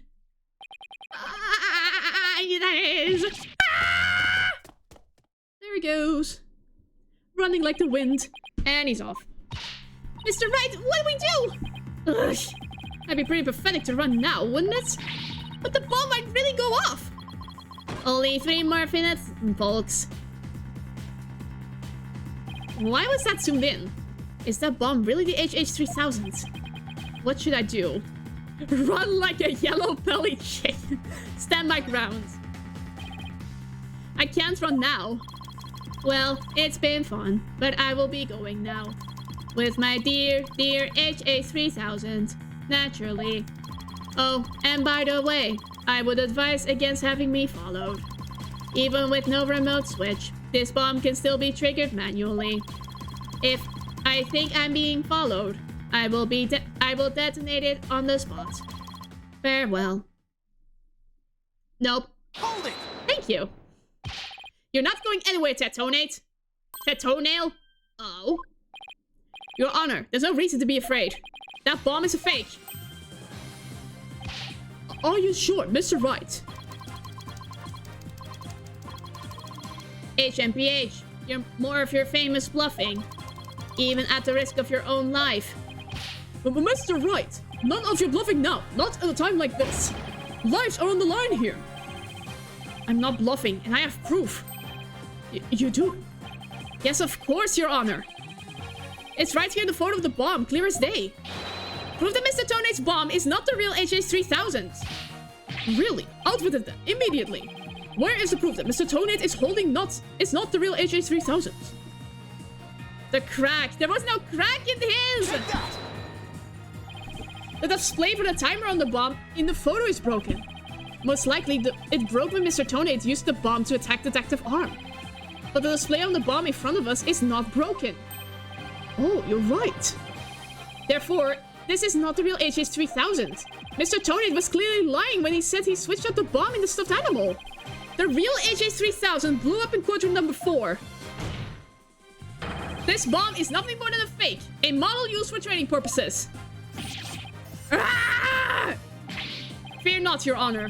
I will examine the inside of the bomb transport case myself. Yes, please do that, Mr. Wright. No! Stop! Do it, do it, do it. Ah, there's the marinara sauce. What is that? Is that a bloodstain? Just as I expected. Marinara sauce. Your lives have all been blown to bits, Mr. Toenail. I'm confident DNA analysis on this bloodstain will confirm that it's Detective Arm's blood. And that those results will conclusively prove that you murdered Detective Arm. How about it, Mr. Toenail? Think you can dismantle this decisive evidence? Where's the pasta, Toenail? Dismantle it. You're too late. You missed your chance to run, so now you're out of time. This HH3000 is about to explode. Don't try to threaten us, Mr. Toenail. I've already proved that your bomb is a fake. It's real. This bomb is a real thing, I tell you. It's real. Oh god, he's losing it. Mad bummer party of one. There's no time left. It's going to blow. I have to disarm it. I have to take it apart. I can dismantle anything. I can take apart evidence. I can't take apart bombs. I can dismantle it all. Dismantle, dismantle, dismantle, dismantle, dismantle, dismantle, dismantle, dismantle, dismantle, dismantle. I'm not gonna make it! What did my detective do? Stop!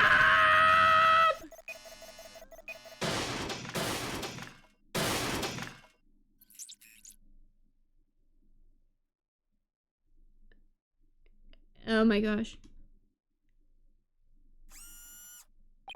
I made it! My dude, it's a fake. Ah! Oh god, that is horrifying! He lost his eyes! What? Game over. Dismantle attempt. Failed. Haha. Oh god, that is horrifying! It's all over. My life has been blown to pieces. It's all that stupid woman's fault. I was selling the bombs I disarmed to the black market. When I tried to take this one, she just had to notice, didn't she? She confronted me in quarter number 4 that day. That's why. That's why I had no choice. Before I knew what I was doing, I hit her. It's all her fault. While I was looking for a place to hide her body, she left a message in her own blood. The trial was about to start, so I didn't have time to clean it up. And now all this. I thought for sure I could disguise her death with an explosion. Then that stupid defense attorney started sticking his nose into my business. After my testimony yesterday, I went to quarter number 4, and I found that kid all up in my bomb transport case. That's when I snuck up behind him. And BAM! And when the idiot police arrested that little girl, I thought for sure I could pin it all on her. Well, you failed. Why? Oh, why? Well, if it... Ted Tonate, you are hereby under arrest.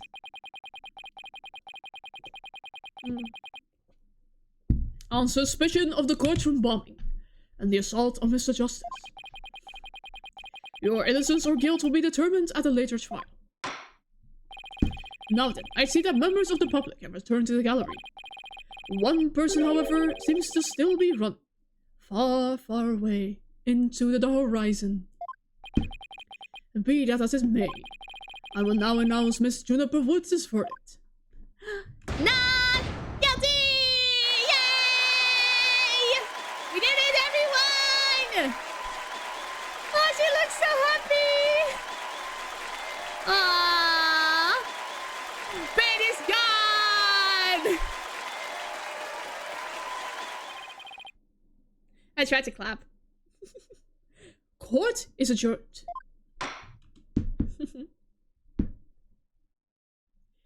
Legend still says Pain is still running to the other side of the world and back again. One day he shall return to this courtroom, exhausted and dead. You did it, boss! Yeah, I guess we managed to pull it off somehow. So many mysteries cleared up all at once. It was amazing. It just sort of worked out that way, didn't it? It's not the kind of thing that usually just works out. You made it happen. And the way that mean old prosecutor hightailed it out of there? That was great! Mr. Wright, Tina, thank you for everything you did for me. I'm so happy for you, Junie. Now you can go back home to the forest in peace. Visit Apollo first, sheesh! I hope the both of you will come and visit me there's some time. That would be nice. Thank you for the invitation. I don't know, Mr. Wright. I'm not so sure you can make it all the way up to Junie's house. How high up do you live again, Junie? Around 3,000 feet, I think? Apollo... Mr. Wright, you better start climbing. What? That's no forest, that's a mountain. But you know, boss, there's something that still bothers me about the case. One little mystery never got around to solving. Oh, that? Yeah, I was wondering about that too. Is this the also mystery you're thinking of? Hey! We never did bring up the remote. Take that! The remote switch, right? Yeah, I wonder where it disappeared to. Maybe Mr. Toadale just got rid of it somewhere. 50,000 toenails up. Yeah, it's a pretty big thing to leave unsolved, though. Well, let's leave it up to the police to find. For now, we should be celebrating our not guilty verdict. I guess you're right. Hey, I know. Junie, shall we go report the good news? You know, to that certain someone. Okay. Huh? Her grandmother? Apollo, you dummy! That was silly, to Apollo. Oh, right. Well, why don't you all go to the hospital together to see him? Great idea. I bet he's bored out of his mind. Okay. And so the courtroom bombing case came to a close. But that trial was just over. But the next trial was just over the horizon. There's never a dull moment with so many lawyers there in the office, that's for sure. Apollo Justice, Tina Sykes, and me, Phoenix Wright. We actually have more lawyers than talent in the agency. Between the three of us, there's no case we can't solve. When our powers combine, we are an unstoppable team. You sound like the Power Rangers, Phoenix. At least, that's what I believed?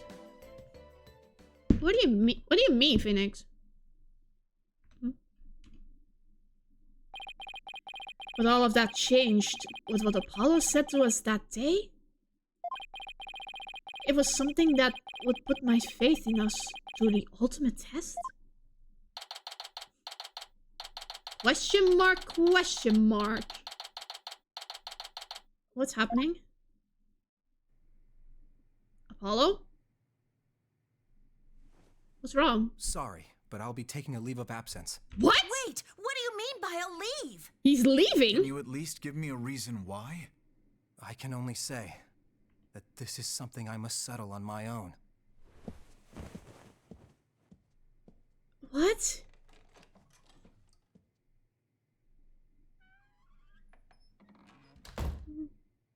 What? Ah, back to this courtroom. So symbolic of the state of our law, of our legal system. Oh, why, Apollo? Why are you shutting us out? A villain in the making? This is not his villain arc, guys! He was friendly with us this case. It's normal. It's fine. What happened to you, Apollo? Ever since you put that jacket on, you've changed. The jacket? And now, for whatever reason, all my mind keeps doing is returning to the day I first met you. Oh my gosh, you looked so pure. This is what I remember. We had tackled our first case together, he and I, this past spring. And as we did, I came to know who he is and how he thinks. It was a very peculiar case. One in which the victim was killed by a mythical creature.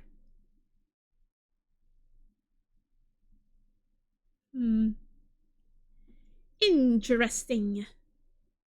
The end!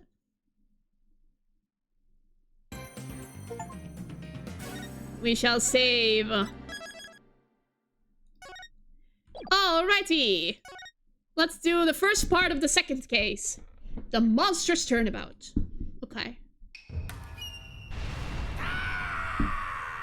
Yeah! Hello there.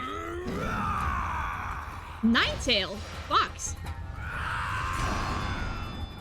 Ooh.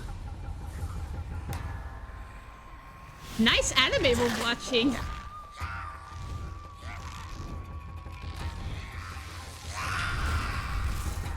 Whoa. Long, long ago, the nine-tailed fox defeated the evil Tenmataro and sealed the fallen demon away. To this day, it is said that he slumbers even still within the forbidden chamber. Interesting. Two men just sleeping. Wait, what? Night, night, Alderman. What? Sweet dreams. This is the second case. Why do we see the killer? What? This doesn't make any freaking... What? At long last, What? the revival of Tenmataro is at hand. This is BS. Why did they show the killer in the second case? What? That's stupid. That's stupid. Few months prior to the courthouse bombing. Sorry, I was a bit mad there. Why? That immediately just dismisses all the tension. April 17th, 12:13 p.m. Write Anything Agency. Guess I'm a little early. Oh, hey, Apollo! Getting an early start today? Tracy, hi! I think I know who did it. It was the guy that looked like an evil clown. Oh my gosh. Yeah, this is the first job I've had in a while after all. Well, aren't we all fired up? Well, it's not every day I get a call from Mr. Wright. What kind of work is it anyway? Mr. Wright didn't mention any details. Work? Is that how you put it? Don't tell me you just want me to clean the toilets again. Oh my gosh, this is workplace abuse. What? You've really become a fixture around here, Apollo. Come to think of it, it's Been almost a year since I was hired. A lot's happened since then. But I've settled in nicely despite a few bumps in the road. My name is Apollo Justice. I've been practicing law for about a year, but I still have a lot to learn. This is the Write Anything Agency, and it's where I work. Don't let the name fool you, it's definitely a law agency. But don't forget, this place is a talent agency too, Polly. It's the law agency part of this office that's usually forgotten. This is Trucy Wright, a budding magician, and also your half-sister, an adopted daughter of the agency's owner, Phoenix Wright. She sometimes makes me help with her magic tricks. And what's wrong with that? You're one of the agency's talents as well. I was under the impression that I was a lawyer. Oh, we better hurry. Doesn't look like Daddy's going to make it, so let's get going. Huh? Where are we going? What about the job you mentioned? This is the job, Polly! You're supposed to be keeping me company today! Babysitting? Seriously? Now come on! Another day of not being a lawyer. Should have seen this coming. Well, this is the right anything agency, you know? And there's no law-related work at the moment, so... Let me get my choice of work here. Where is Mr. Wright anyway? I said something about going to meet an acquaintance. But don't worry, just focus on your job and I'll tell you exactly what you need to know. Well, let's go, we don't have all day. Wait a second! And another day of anything goes begins at the right anything agency. Oh well. Where are we? Ninetales Vale. Yokai Lane. Let me have a sip of water while we have, like, a view of the place.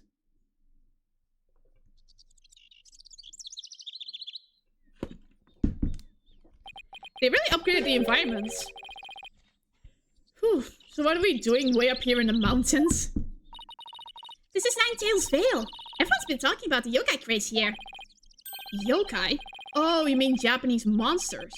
Guess that explains all these weird things. Speaking of which, wasn't Ninetales Vale founded by Japanese immigrants? Yeah, they're holding a festival to boost tourism over at the Alderman's Manor. A friend who works there invited us. That's why we're here. In other words, I'm your chaperone because your dad was too busy. I said that with those hornets of yours, you make a great addition to their festival. My god! I mean, he looked just like a Japanese demon. Was that so thoughtful of him, Polly? I could do without that thoughtfulness like that. Oh, it's almost time. Come on, Polly. The festival grounds are this way. Alright, guess it's time to move to QB Manor Garden. Okay.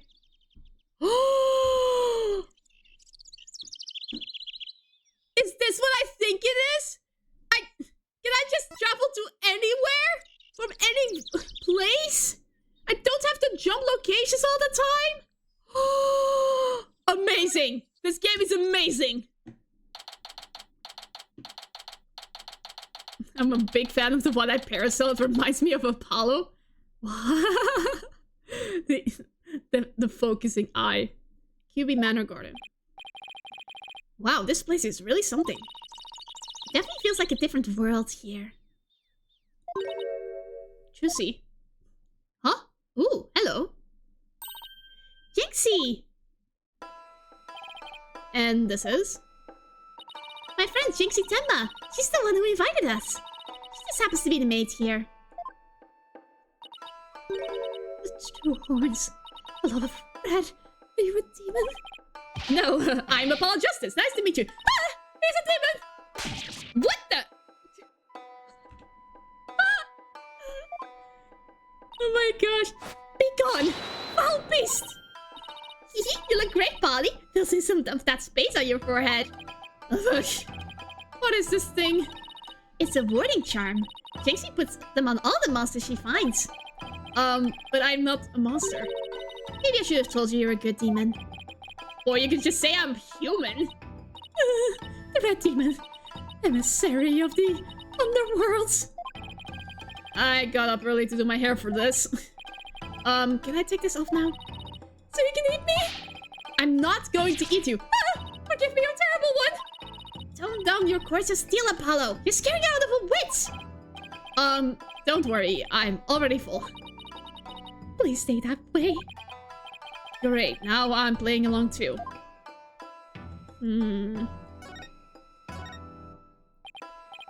So I wanted to ask you about Ninetales Vale. Ah! Be gone! Foul demon!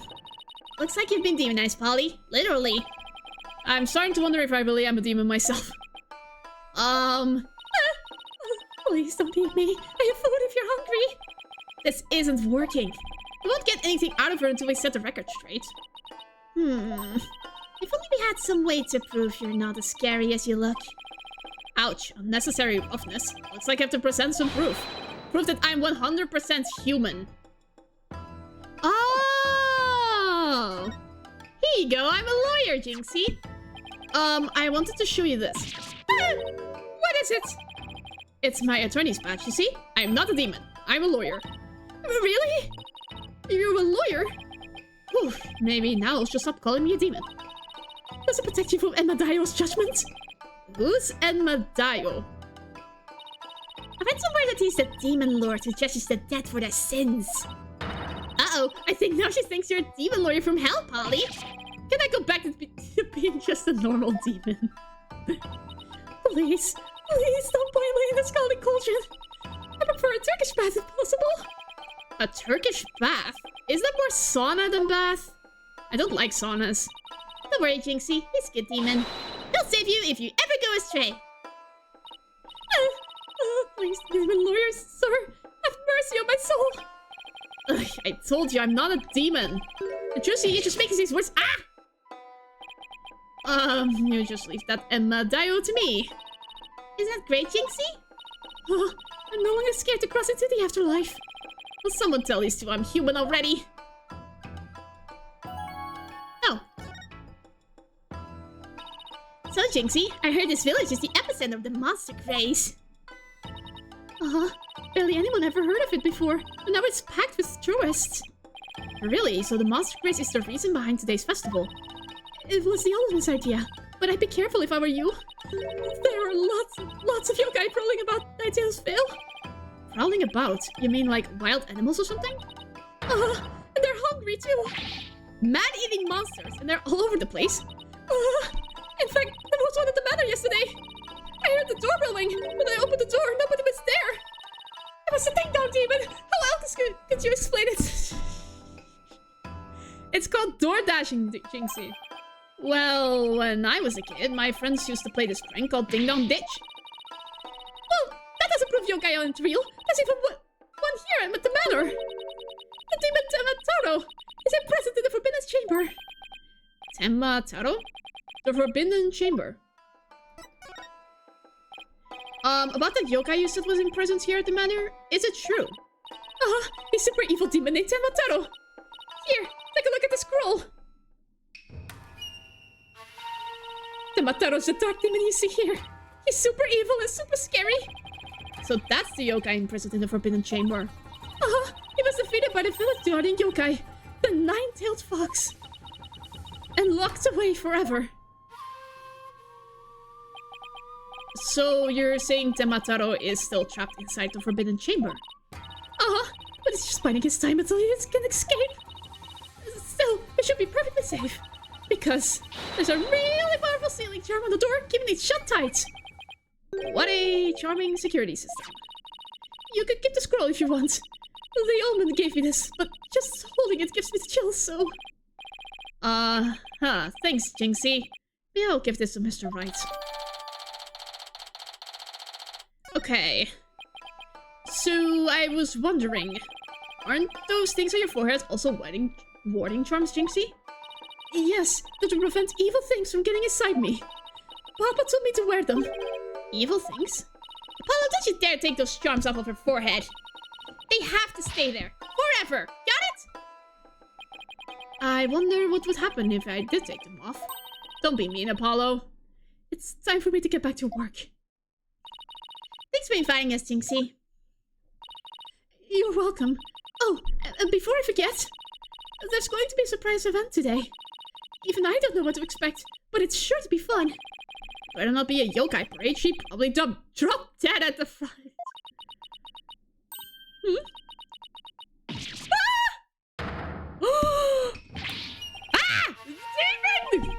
Oh, wait. It's just someone in a suit, right? Temataro? The demon from the Forbidden Chamber? Wait, what? Please don't hurt me! Be gone! Be gone! Be gone! Shh! Be better watch out, little girl, or I'll snatch you away! Charm! Where's that dying go to heaven charm? Oh, she put it on her own forehead this time. She sure gives up quick.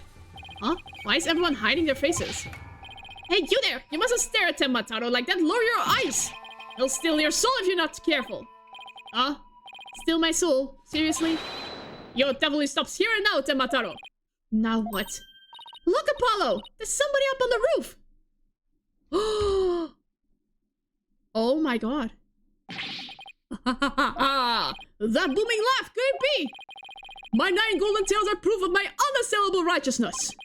With my band of 100 minions, I vanquish evil from the land. I am the wrestler of righteousness. Haha! I am the Golden Lord of Yokai. The amazing Ninetales is here. Fear not, good little boys and girls, for I shall defeat Temataro. What is this? This is like the Steel Samurai, like a spin-off. Hooray! Hooray! It's the amazing Ninetales! Up to your no good tricks again, eh, Temataro? Well, not on my watch. Ah! Ha ha ha ha! There's nothing to fear now, my child. I have banished Temataro. You and your people can now live in peace. Thank you, Mr. Amazing Ninetales, sir. Now I must be off. Another match and another foe to vanquish await. Weird. What was that all about? Did that wrestler just chase off a yokai? Looked like he came out of the Alderman's manor. That was the Amazing Ninetales. He's a pro wrestler from right here in Ninetales but no one knows his true identity. Jinxie searching strip all of a sudden. What was it all about him banishing Temataro? That was a yokai exorcism. It's an annual ritual where Temataro is released to remind us of his wickedness. In the end, the nine-tailed fox drives Temataro out and purifies our village. But the Amazing Ninetales did the honors this year. So that was the big surprise, huh? The Amazing Ninetales and Temataro, huh? Well, whatever floats your boat. Oh, would you look at the time? I better get back to work. Please excuse me. Okay. That was weird. That was weird. She's a strange one, alright? I think she's sweet in her own special way. I actually quite liked voicing Jinxie. Knowing Trucy, she probably has lots of friends who are sweet in their own way. And quirky. Well, we still have some time to kill. Might as well see the rest of Ninetales fail while we're here. Fun never stops, does it? Yay! Wish there was a beach in my city home. I want to go swimming, but I need to study. Oh. Ugh. That's like a lake here that you can like jump into.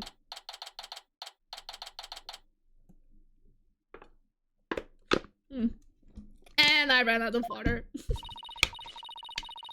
Hopefully this won't be long. I think I bought nearly every yokai souvenir that was for sale. I know, because my wallet's running on empty. What? What's with all the commotion over there? Huh? Hey, isn't that your friend Jinxie? I hope everything's okay. It's terrible.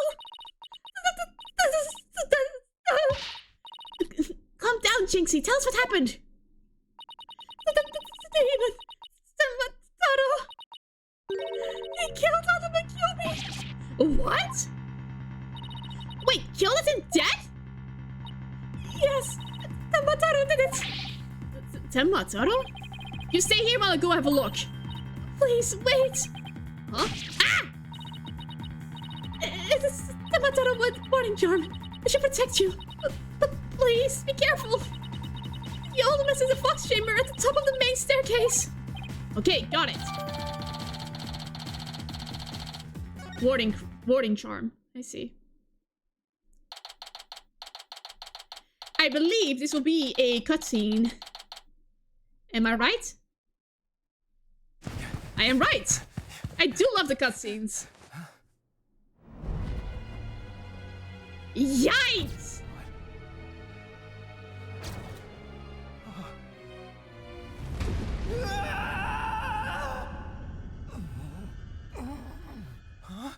Yikes! Are you all right?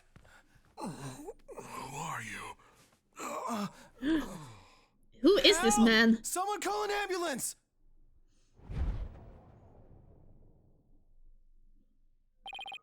The police arrived after that, at which point I returned to the festival grounds. Apparently the man impaled by the spear was already dead. But there was one other person there, and he was immediately rushed to the hospital.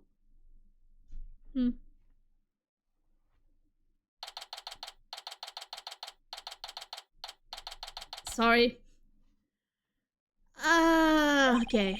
Thank goodness the other man's going to be fine. Sounds like he'd only been unconscious.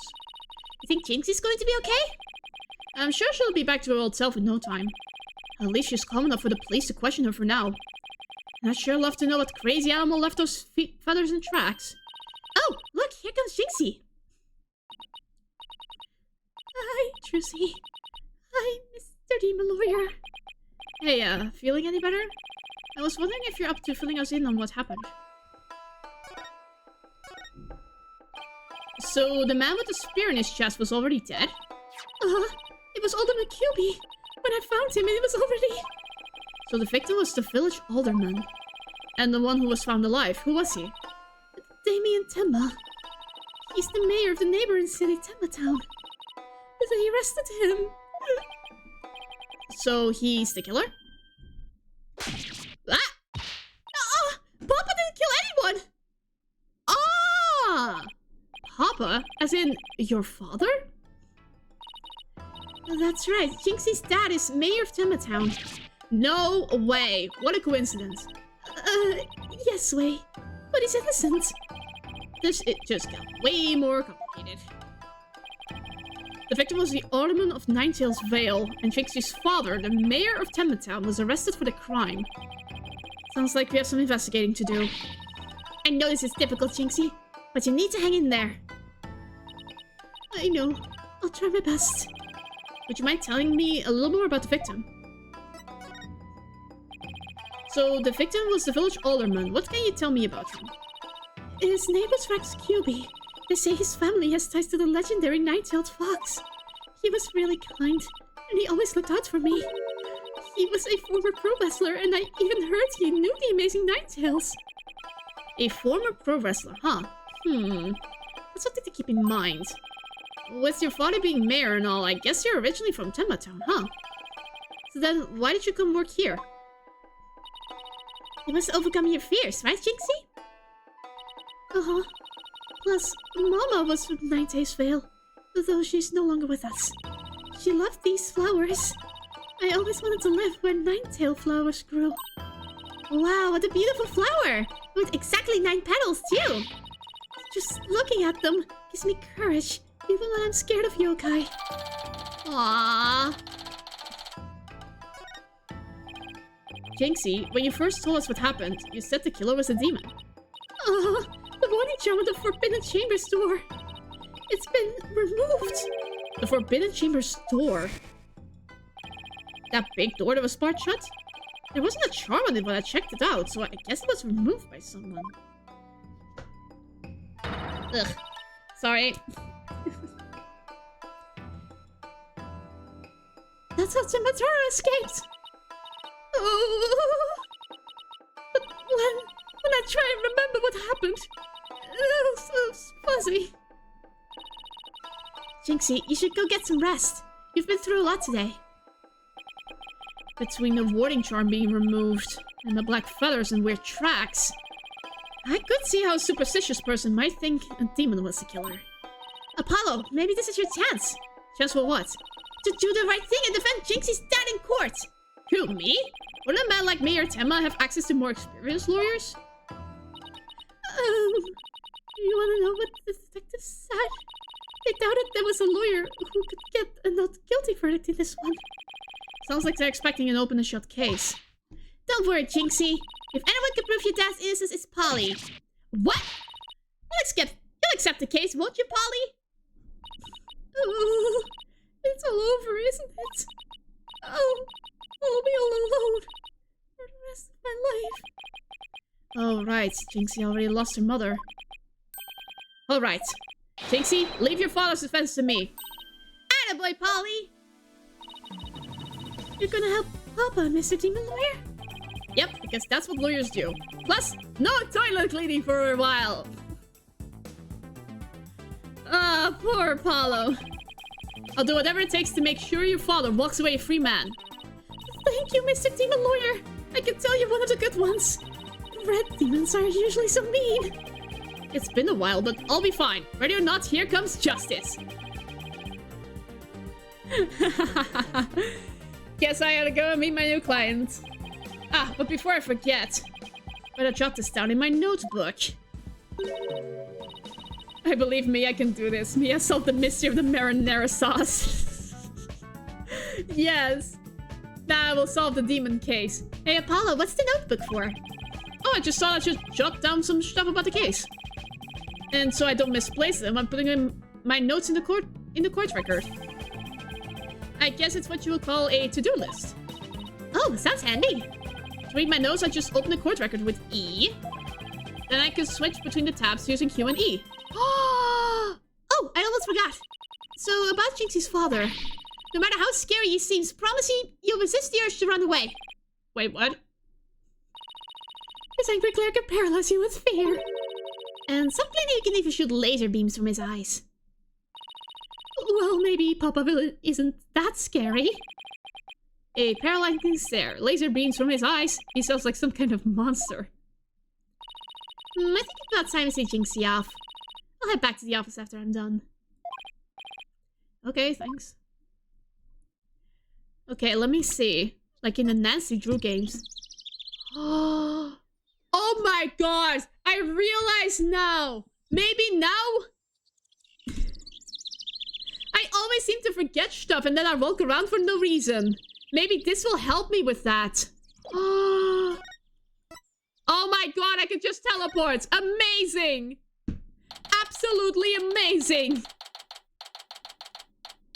Oh my gosh, this is luxury. This is absolute luxury. List teleportation? What even is this quality of life improvement? It's been 4 games! Ah, visiting hours. Perfect timing. Oh, peace. Not as scary as he sounds. I doubt it. Whoa! Who are you? Yikes! So you're Damien Timma, right? I'm Apollo Justice, attorney at law. I'm here to help. Huh? Ah! Let me out of here! Sorry. I get a little loud sometimes. How incredibly rude. Sorry, did I do something to offend you? A visitor when all others shun me like a common criminal. And here I am with nothing to offer. I am the epitome of rudeness. Ah, that's actually very kind. Wait, so he wasn't mad at me? Unworthy as I am, I, Damien Temma, shall breach these walls. So that I may treat my benefactor to some tea. And maybe some cookies, too. This is such a nice man. No, wait, we can do tea and cookies after we prove your innocence. How about you start by telling me what happened? I see. So tea and cookies can wait, can they? Ah, that was close. We don't need jailbreak added to the list of charges. Seems like a good guy, but with a face like that, I can see why he's misunderstood. Okay. Mayor Temma, do you mind if I ask why you were arrested? Whoa! Sorry, I guess some things are better left unsaid. Ha! Excuse me? To think a public paragon such as I could be treated like this. This arrest should have never happened. Go on. I fear the ill effects of it will have on your youth. But now I've but one choice. I must leave here at once, if only to protect the moral fiber of our youth. No, wait! You can protect the moral fiber of our youth after you've been declared not guilty. I suppose you're right. Phew, our youth just came this close to quite a scare. My fingerprints were on the spear that killed Alderman QB. That's why I was arrested. Your prints were on the murder weapon. That's never good. Any idea how they got there? None, for I hardly remember a thing, you see. Oh, great, amnesia! I was fast asleep at the time. Someone must have slipped me a sleeping pill or something. What's worse, somebody clobbered me on the head. I see, a drug-induced slumber and a blow to the head. No wonder you hardly remember a thing. Oh. Huh? Was that some kind of strange laugh? Well, I think we can safely assume your prints were planted while you were unconscious. What did the police have on you as far as the motive is concerned? Truth be told, there's been a bit of trouble between the alderman and I as of late. Or was it personal in nature? Nothing like that. It's a long story. But suffice to say, I've been pushing to merge Ninetales with Temma Town. Surrender Ninetales to Temma Town now! Yikes! That's what I told him.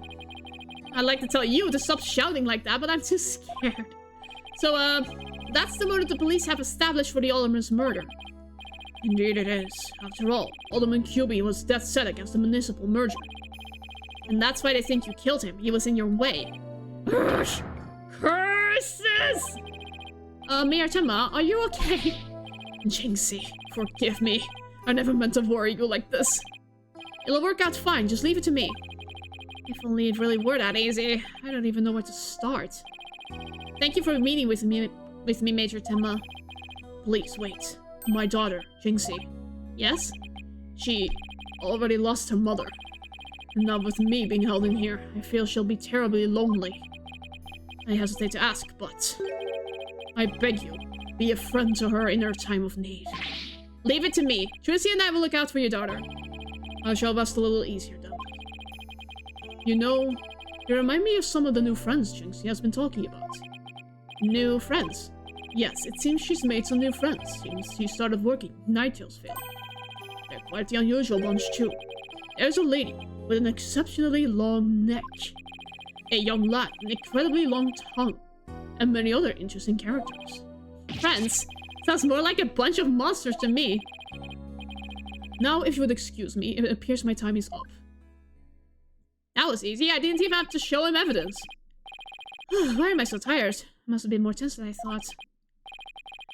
Well, still, I'm glad it didn't turn out to be as scary as it looks. Oh my gosh, is that Labrador? He has Labrador as his ringtone! A call? Oh, it's Mr. Wright. Justice here. Apollo, is that you? Hi, Mr. Wright, what can I do for you? Josie told me you've taken on a new case. Oh, that. It was kind of spur of the moment. He's actually calling me about the case. That's fine, but I have a favor to ask. Sure, what is it? I'm at the airport right now. There was someone I had to meet. A new addition to the agency, actually. Her name's Destinies Sykes, so she just passed the bar. That's right, I remember hearing about her coming to join us. Guess that was today. She took off as soon as I told her you needed help with this case. It's like there was no stopping her. Wait, what? Where is she now? Probably somewhere in Nighttailsville by now. So that's where the favor I mentioned comes in. I need you to go find her.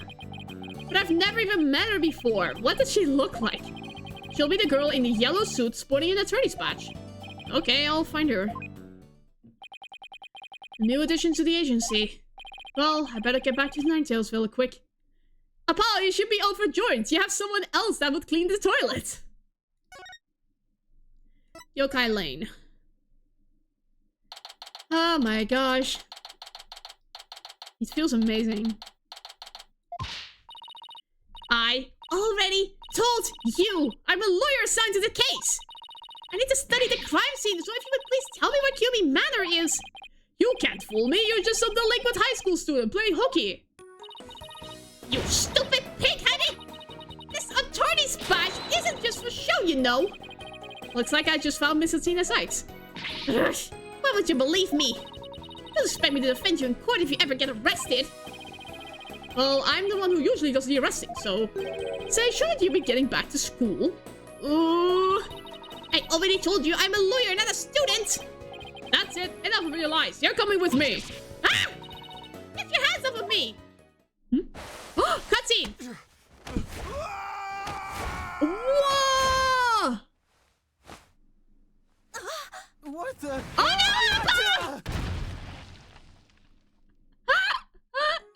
no! Amazing! Ugh. Think you can watch out for the bystanders next time? Whoops! Are you okay? I think so. Without the police officers out cold. I am so sorry! I do that when people suddenly grab me. It's like a reflex or something. Reflex sounds more like a felony. You're Destinies Sykes, I take it? That will be me. And you are? I'm Apollo Justice. I work at the Right Anything Agency. The Right Anything Agency? What a fishy sounding name. It's a long story, but it is a law office, among other things. Didn't Mr. Wright explain to you? Oh, right, that's right. So then you must be... Where have you been? I've been looking all over for you. I could say the same thing to you. Well, here I am. Now, how about telling me a little bit about yourself? Mr. Rice didn't really tell me much, as always. Ah, of course, feel free to ask away. So, Athena, I heard you just passed the bar. That's right, and here's my shiny new badge to prove it. Isn't it beautiful? Oh, so you must be a bit younger than me. A bit more than you think, in fact. I'm only 18. 18? How in the world did you become a lawyer at that age? I skipped a few grades while I was an exchange student in Europe. Oh, of course she studied in Europe. And I got my license to practice law while I was over there. All I can say is, wow, she must be a genius or something. I also studied analytical psychology. Thought it might help me be a better lawyer. Psychology helps her be a better lawyer? How exactly does that work? So tell me about the client. What are they like? Oh, right, we haven't met them yet. Well... Oh my gosh! And that about sums it up. He's more worried about his daughter than himself! What a wonderful father! Wait, are you crying? I'm not crying! There's something in my eye. They're called tears.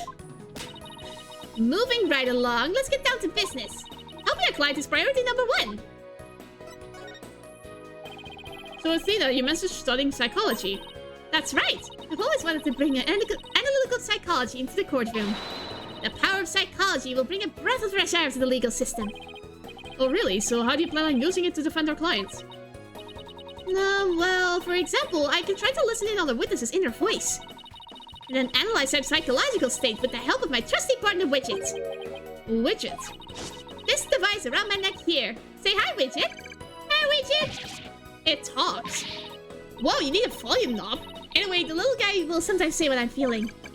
Awkward. Don't worry, you'll get used to it. Now that I seriously doubt. Oh, I almost forgot.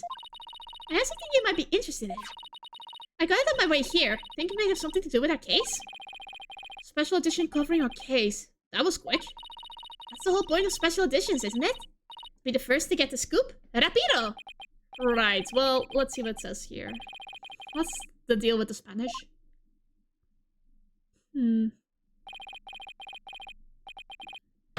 Mataro was seen... What? He was seen flying through the sky. Yeah, somebody happened to snap that photo near Ninetales Vale. The article goes on to say it might be connected to our case. Apparently, that photo was shot right after the murder occurred. Well, there were black feathers and strange tracks at the crime scene. I'm not surprised the locals think a yokai was involved. Wait a second? Yokai is in one of those Japanese monsters? My god! You don't actually think it was a supernatural murder, do you? No, of course not. How German? Why not plain old English? Andale, Apollo! Let's get cracking on the crime scene already! Oh, I don't even have to go through the mansions again! I am God!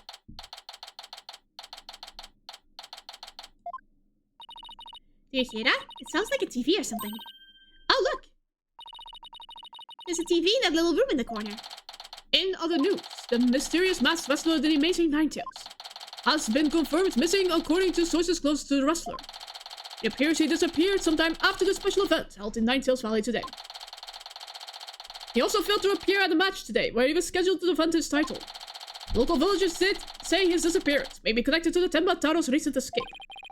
That wrestler's gone missing. Hey, you two! You don't belong in here! Ah! Don't worry, there's nothing suspicious. What about those horns of yours? They might look they might... They look very suspicious if you ask me. Horns? That's my hair. Anyway, were lawyers ever here to... Ah! You hear them lawyers come to defend Major Tenma, ain't ya? Should have reckoned with that expensive looking bracelet you got there. The name's Phineas Filch. I'm the caretaker here. Nice to meet ya. Same here. Wow, talk about a quick change of heart. So tell me, demon lawyer, bet you use them demonic horns of yours to scare the bejeebers out of witnesses, huh? Come here, you little horn demon, you. Youch!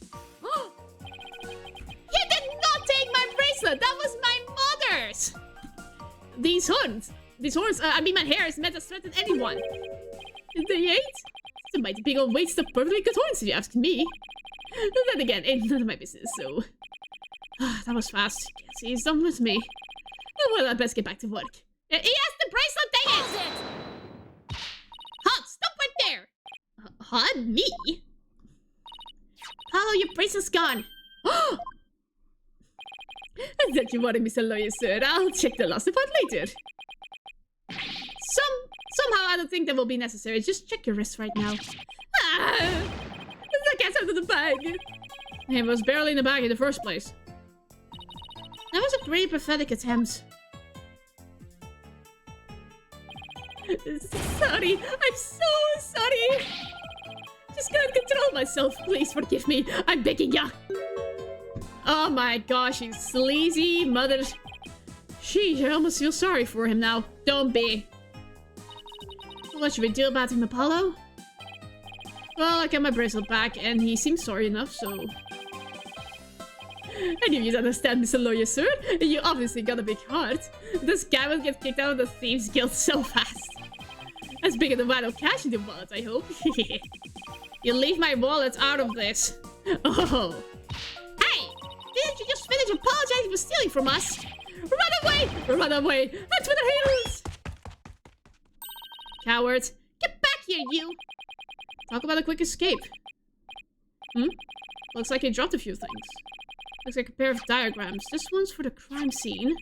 Here's one for the foyer. He left his shoes behind, too. Guy's the living definition of a bumbling thief. Let's hang out to these shoes. We can give them back the next time we see him. As for the diagrams, I say we keep them. Okay.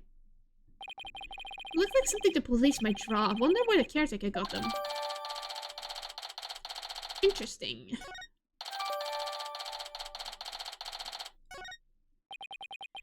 Now then, as I recall, the Fox Chamber should be at the top of those stairs. April 17, QB Manor, Fox Chamber. Wow!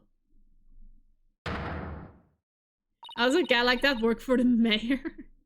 I have no idea. Where did all those black feathers and weird tracks come from? Popular opinion seems to be that they're from Tematoro. You mean the great evil has returned? Even if he did, I'd be laughed out of the courthouse trying to indict him.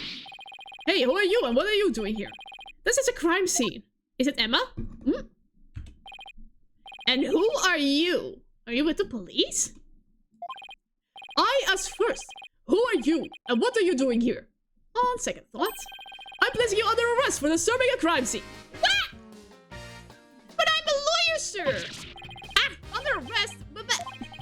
Save it for the boys back at HQ. Now come quietly or else I don't want to be late for lunch. Please wait with the mayor Temba lawyers. Well, why didn't you say so? So you're the lawyers I heard about. Ha ha ha, I almost took you to win. You two sure were suspicious though. I don't know how many more times I can take being called out as suspicious in one day. How do I know someone that looks exactly like that guy? I hope he has the same attitude and the same sunglasses. Sorry, we didn't catch your name. My name? I'm Bobby Fulbright, the heroic detective who defends our good citizens from evil. The champion of justice who comes running whenever you're in need. And my catchphrase, in justice we trust. In justice we trust. Oh boy, this guy's a story and a half. So, what can I do for you? Can we investigate the scene? So, would it be okay if you had a look around? Certainly not! No unauthorized personnel allowed! Don't you make an exception? Cease and desist at once, or you'll have to deal with my little friend here. Ah! Yikes, is he reaching for his gun? In justice we trust! In justice we trust. It's just his badge. You may be Mayor Temba's attorneys, but you still need authorization to cross the police line. Hello, let's see if we can chase his mind. Good luck. Let me know how that goes. I bet he's as dense as heroes come. You're wasting your time and mine. Nobody's crossing this line without authorization. I'm a wall of justice. Giving injustice. That will be you, I beg. I knew it. Look, that's just us and you here, right? Justice and me, you say? That's right? Are you trying to say that justice and I are enough to keep you out? What? No, silly! We're saying that you're an inspiration in our quest for justice! No! It can't be! You have him on the ropes now, Athena. If we were on the side of justice, would you let us through? But guarding the crime scene is part of justice, too! Sure. But only a bad guy would stand in the way of justice, right? Ah! Whose justice is the most just here? Well, I can't have a fair, just trial without a thorough investigation, so... Oh, Lady Justice! What would you have me do? I think we really got to him. Yeah, it seems pretty neurotic as far as champions of justice go. Our pleas for justice must have had a huge impact. It's tying him up in knots. Now's a chance to start looking around.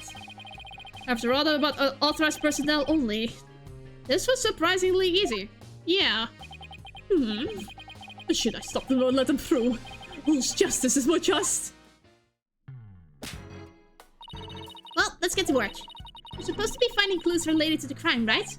Right. A search of the crime scene should turn up evidence we can use at the trial. Let's try viewing the crime scene from different angles. You never know what's hiding just around the corner, right? So we move the cursor with and change the perspective. This particular spot you want to examine, just give it a tap. Okay, let's leave no stone unturned. Nous allons commencer! Let's get started! I love that she speaks every European language. What is this? There's something wedged under this chair. Let's see if we can lift it up and... Freeze! Yikes! No disturbing crime scene evidence, even if you are the mayor's lawyers.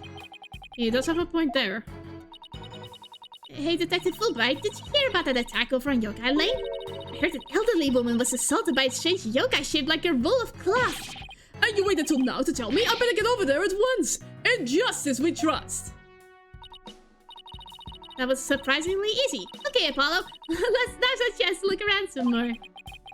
The more I get to know her, the scarier she gets. I hope she never finds my weakness. Whatever this is stuck on tight. Looks like a large blood-stained cloth. That's probably the alderman's, but it's probably far from his body. I wonder how it got here, and why does this seem important? Okay, the lock. Forbidden chamber. They say the demon Temataro was imprisoned in there before his escape.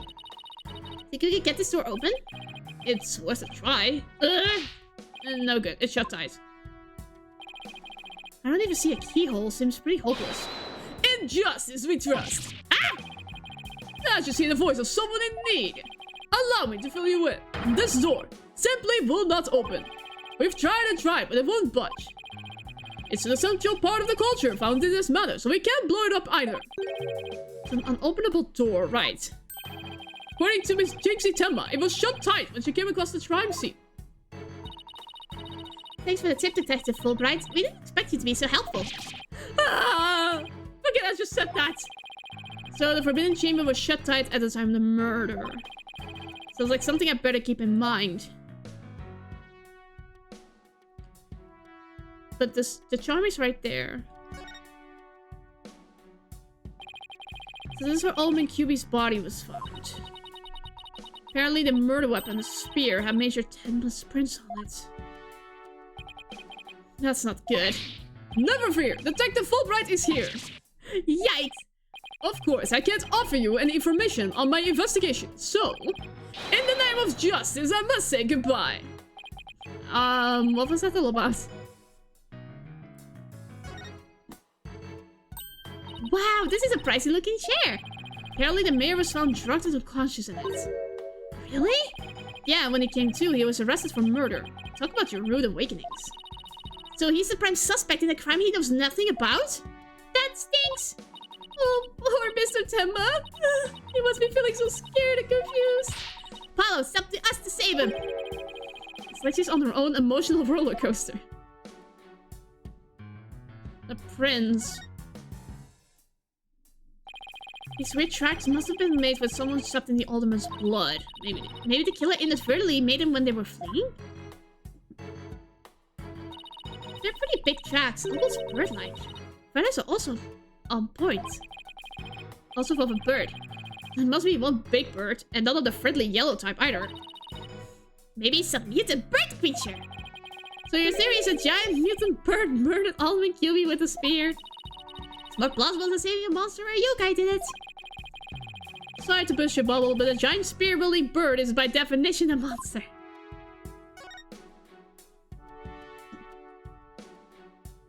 What are these? There's something behind the door. Cool. Whatever it is, it looks like it's broken. Probably broken the door is open. Why would anybody put something there? That's cool. Yeah, that was very smart. Maybe it was Jinxie. She was the first one to discover the body. She must have heard the screams and came running in here in a panic. Well, look at you, Apollo. Now you're using analytical psychology too.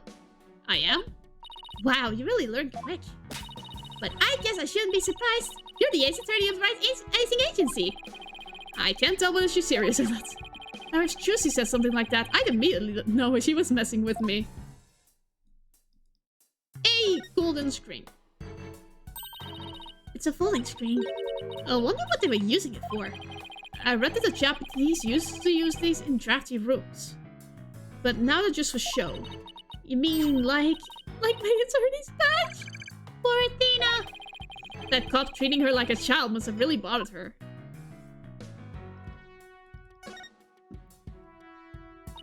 This one's a spear, but what about this one? It looks like a giant pair of pliers. Looks like something a demon might use. Saw something like that in manga once. Really? What are they used for? Oh, things like pinching through cheeks. Ew! Pulling out tongues. Stop! Stop! Oh, you should see what they can do to a person's eyes. Okay, I get the idea. Not sure this thing is just a simple can opener or something like that. Demons eat canned food? I always wonder what they eat besides people. Ooh, what is this? It even shines. It's even very shiny. What do we have here? Looks like a statue of the nine-tailed fox and Tenmataro battling it out. Careful, Apollo! It's got blood on it! Really? Hey, you're right. I wonder if it's the alderman's blood. How can you remain so calm after seeing all this blood? Well, this isn't the first time I've seen something like this, so... You're not fun at all. At least act surprised or grossed out or something for my first case. I'm already a lawyer. You want me to be an actor too? Okay.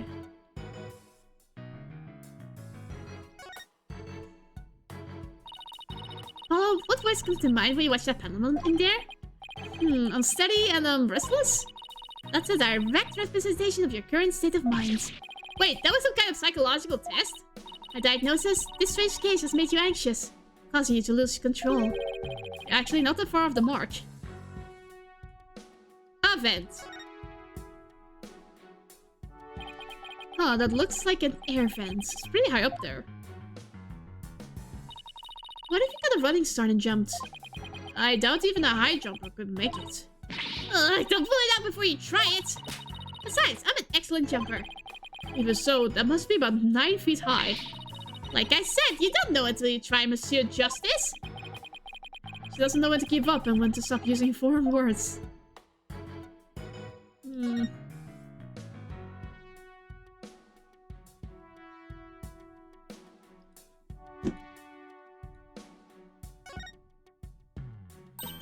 Look, this statue only has one tail. Maybe it's a nine-tailed fox's sidekick. But the number of tail represents a yokai's power. So if you had to, Apollo, I'd only have one? Wait, what? Not that it means you're better than me, got it? Like I said, what? What did I miss? Nothing much to see on this side. Maybe I should go check the other side.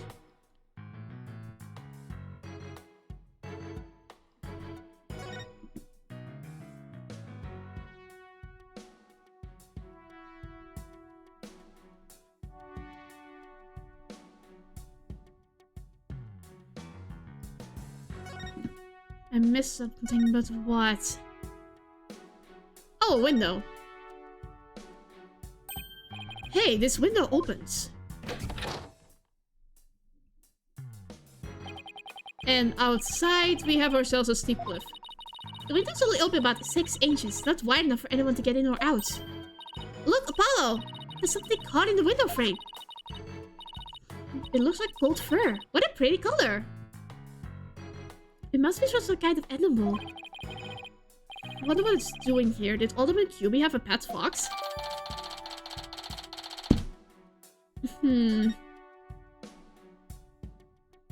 Oh, that was it. Guess that's about wrapped it up. Now, if we only could get that detective to tell us what he knows. Hey, Apollo. Do you hear something? I don't hear anything. Oh, right. Your ear must not be as sensitive as mine. What are you talking about? A whooshing sound, like wind rushing through a narrow strait. And the echo of someone's voice. And justice we trust! Ah! Ha ha ha! Someone's got a sharp set of ears. That was the sound of my righteous voice reverberating through the air duct. I heard it through the air ducts? Yeah, check it out. Why would she hear you through here? Why don't we go to the diagram? As you can see, the vent is connected to an air duct that leads out into the hallway. The wind must have rushed through there and carried my monologue with it straight to your ears. And what a unique monologue it was. I was just thinking, maybe the killer made their escape through that air duct or something. Ha ha ha, a cute theory, but I don't think so. The air duct in the hallway is low enough to climb into, that much is true. But as you can see, the vent in the ceiling is very high. 9 feet high, in fact. I highly doubt that there was any way to get up there without a ladder or something. And I don't see anything of the sort in this room, do you? I guess you're right. Speaking of things in this room... Yeah. Can you tell us what you guys turned up, Detective Fulbright? Not on my watch, buddy! In the name of justice, I cannot reveal facts pertaining to the prosecution's case. Aw, come on, throw us a bone here. Excuse me, Detective Fulbright. What I recall you saying earlier, that you would come running whenever we were in need. I suppose I did say that. Helping those in need is what justice is all about, but keeping information out of enemy hands is also a form of justice. In which justice is most just. Why is this always so hard? Well, how about this? Let's do a little give and take. I mean, serving the public is just part of justice too, right? You know, like the police motto. To serve and protect. Without leaking information to the defense team falls under that motto. Yes, of course. I must serve as well as protect. Okay, I will share some information. In the name of justice. We did it, Apollo! Yeah, we did it alright, but I'm not sure that was entirely ethical. Athena, truly a master manipulator. Was it Miss Jinxie Temba who first discovered the crime scene? That's right! And this photo shows what she saw when she opened the door. Miss Temba had a key, allowing her immediate access. A key, so then the Fox chamber was locked. Yes, and Miss Temba had the only key to its door. Really? So Alderman QB didn't have a key to the Fox chamber? Actually, he had a master key for most of the doors in the manor, but it disappeared after his murder. Disappeared? You think the killer took it? It could very well be connected to the murder. We're looking into the possibility now. But it's the timing of Miss Temba's discovery that I think is most important. Of course, I'm not going to share that information with you. Ha ha ha. I think you're some kind of champion of justice, but you're just plain old mean. I won't fall for that, you shameless rascal. I only help good little boys and girls. Shameless rascal? Who even says that? Well, I won't call you a good little girl either. Thank you. Those fellows with tracks look like something a yokai might leave behind. You don't actually think the murderer is some sort of monster, do you? What's the name of that creature in the Forbidden Chamber? TuMiiA something? Because from the black feathers and big tracks, it looks like that creature did it. Our prime suspect would no doubt love to pin the blame on some imaginary creature. Did TuMiiA whatchamacallit even be made a victim of slander? I thought the mayor would do something as childish as blaming a boogeyman. So the most likely scenario so far is that TuMiiA guy left the feathers and tracks behind. To make it look like the yokai TuMiiA was the killer. Wait, what? Now I'm as confused as you. At any rate, I doubt Mayor TuMiiA would plant evidence like that. So Mayor TuMiiA is your only suspect? That's right. Even his name, Damien TuMiiA, makes him sound like a villain. And he's really scary looking too. Wait, are you telling me that's why he was arrested? Hahaha, don't be ridiculous. He was the only one without an alibi. Oh, is that so? Yup. Other than the victim, the suspect, and Miss TuMiiA, the only others around were Mr. Filch and Mayor TuMiiA's aide. And the two of them were together at the time. Filch, the guy who tried to steal my bracelet. Just living up to his name, I guess. Should go talk to him again when we have the chance. What about Jinxie? She's not being suspected at all. She may have no alibi whatsoever, but she also has no motive. It's unfathomable that she would murder the alderman and pin the crime on her father. Besides, do you really think a little girl could lift up this huge spear? True enough, that spear looks even bigger than her. That's about all I can reveal at this time. Well, you must admit, that Damien TuMiiA appears to be the most likely suspect. I admit it looks bad, but I'm still not buying it. Oh, and one more thing. I must warn you about the prosecutor. Uh-oh. The prosecutor assigned to Mayor TuMiiA's trial? That's the one. How should I put it? Not what you'd expect. That is, unless you face a convicted killer serving hard time as a prosecutor before. Well, we convicted prosecutors to jail, but never one that actually went to jail. What the? Is this some kind of joke? Can I ask why a man in prison for murder is serving a prosecutor? Because he's mastered the use of psychology in courtroom battles. Everyone's talking about how this murder was the work of some strange creature. But yokai are nothing more than a figment of the imagination. They're baloney. Who better to prove this than a master of psychology? He's the best man for the job. But he's a convicted murderer no matter how you look at it. That's just insane. Well, the chief prosecutor personally assigned him, so none of us are in a position to question the matter. This really is the dark age of the law. This prosecutor, he wouldn't happen to go by the name Blackwell, would he? Blackwell? Bingo! Simon Blackwell! So you have heard of him. You could say that. What's that supposed to mean? Well, I bet you don't know his unofficial title. Ever heard of the Twisted Samurai? That's Prosecutor Blackwell. The Twisted Samurai? Is that because he's a criminal? Well, yes and no. You could say it also has to do with the effect his crime had on things. How so? His conviction is what twisted and warped the legal world into this dark age of the law. What? And he, of all people, is going to stand in court tomorrow. Ha ha ha. Never fear. I myself will be there to protect you. That's reassuring, I guess. Well, you kids knock yourself out. Can't wait to see how you do tomorrow. Wait, Detective Fulbright. I've been meaning to ask you something. Why are you barefoot? This doesn't look like the sort of place where you need to take your shoes off. Ah! I hadn't even noticed! Why am I barefoot? You honestly haven't noticed it until just now? Wait a second. Those shoes we found earlier. Excuse me, Detective Fulbright. These wouldn't happen to be your shoes, would they? Yes, they are. My favorite pair, in fact. Thank you for bringing them to me. You must truly be on the side of justice. Don't tell me Mr. Filch actually stole from a detective. Detective Tobright, no! Why is it always first that toenail and now Detective Tobright? No!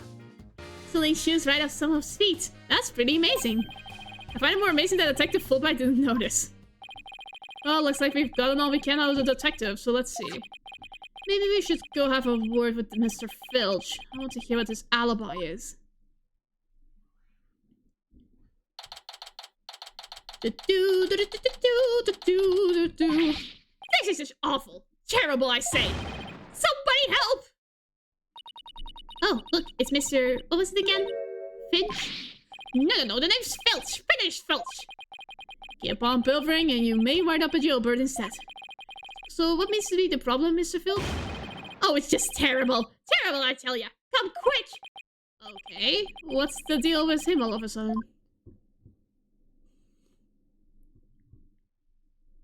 Oh, looks like some kind of mask? It's the Amazing Ninetales mask! The Amazing Ninetales? Oh, right, the wrestler who appeared during the festival special event.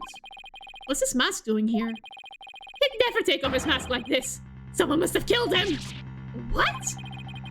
Who would do such a thing? Let's go talk over there in private. Look! There's some white hair caught up inside this mask.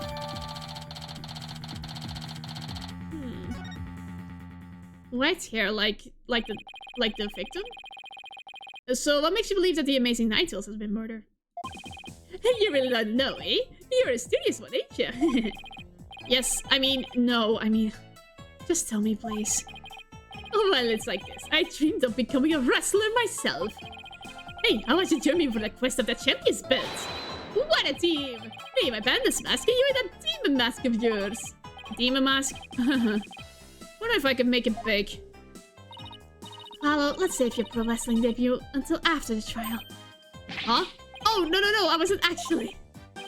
Oh, why did I let her pull me off topic like that? Come on, Apollo, ask him about the Amazing Ninetales murder already.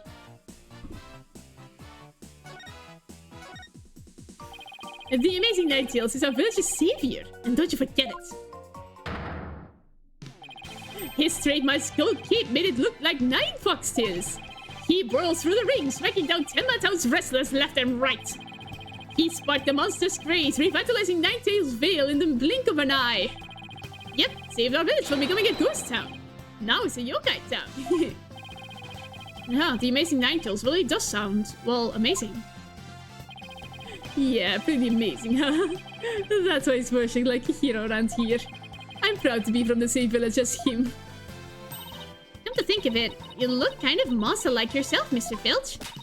Doesn't make sense since you're from the same village as the Amazing Ninetales. I know. A lot of people have told me I look like a yokai. Since when was that a compliment? Ouch! What's that big idea? Check your pocket. Hey, how did you do that? Keep it, I got lots more. Okay. So you keep saying that the Amazing Ninetales was killed. What's the story behind that? Are you saying he was murdered because his mask washed up along the river outside? That's only part of it. The main reason is no one's seen him since the special event. What's around Ninetales Vale is he was killed by Tematoro. You villagers are really superstitious, aren't you? That we are. We love conspiracy theories. Too, like the mayor's diabolical plot. The mayor of Tenma Town? What is he plotting? Rumor has it he's planning on releasing Tematoro. That's why he wants the merger. He'll open the Forbidden Chamber once he's in control. That's quite a tale. Ain't finished yet. There was only one person who could stop the mayor. Our hero, the Amazing Ninetales! Filch, you're very certain about this. Did you do the murder? Oh no, maybe he does. Wait, once. Is there a double murder in this case? That will be interesting. He vowed to battle the mayor of Tenma Town, stop the municipal merger. I couldn't make this up if I tried. Oh, we still have to ask him about the Alderman's murder, remember? Right. Mr. Filch, would you mind telling us what you were doing at the time of the murder? I was in the caretaker's office, guarding the entrance like Mr. QB said I should. And I made double sure no one came in. I have a clear view of the foyer from where I work. Must be talking about this small room up to the upper right. It definitely looks like you can keep track of the comings and goings from there. But you can also be very distracted. And you have an alibi to back your statement up, Mr. Filch. I do indeed. I was married at 10 months age. Florent LaBelle is his name. So the two of you were together. That's a pretty solid alibi, alright. And nobody came in or out of the manor around the time of the murder. They kept watching the whole time. Didn't see a soul pass by. And if anyone did, then their security camera would have spotted them. So no one came in or out around the time of the murder. That means we're dealing with someone who was already inside when it happened. So do you think this mask is the real deal? Without a doubt. This here's the mask worn by the amazing Ninetales. What about that white hair I found inside of the mask? Wait, I just thought of something. Remember the golden animal fur we found at the crime scene? Could it have come from this mask? Look, there's even a spot where some fur is missing. Then this placed this mask at the crime scene at some point in time. Which means... What does this mean? Someone with white hair who is linked with the murder and is against the merger. No way. Could the amazing Ninetales and the Alderman actually be... Something wrong, Apollo? You should see the look on your face. Oh no, it's nothing. Maybe Jinxie could tell us something. Since she works here.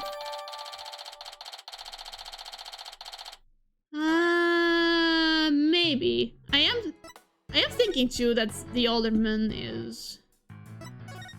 Jinxie might be around here, right? Wait.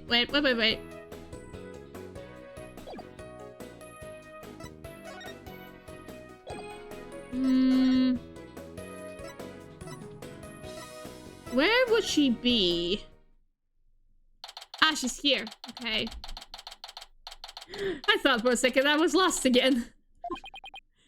Oh look, there's Jinxie. Milk, cheese, yogurt, ice cream, and... Sounds like she's out grocery shopping. She must really like dairy products. It's trying to make a better milkshake, not to cure my lactose intolerance. Jinxie, what? Maybe she should just stick to soy milk. Jinxie, hey, it's me. Ah! The demon lawyer! Ah! Not another warning charm. Huh. Apollo? Who is she?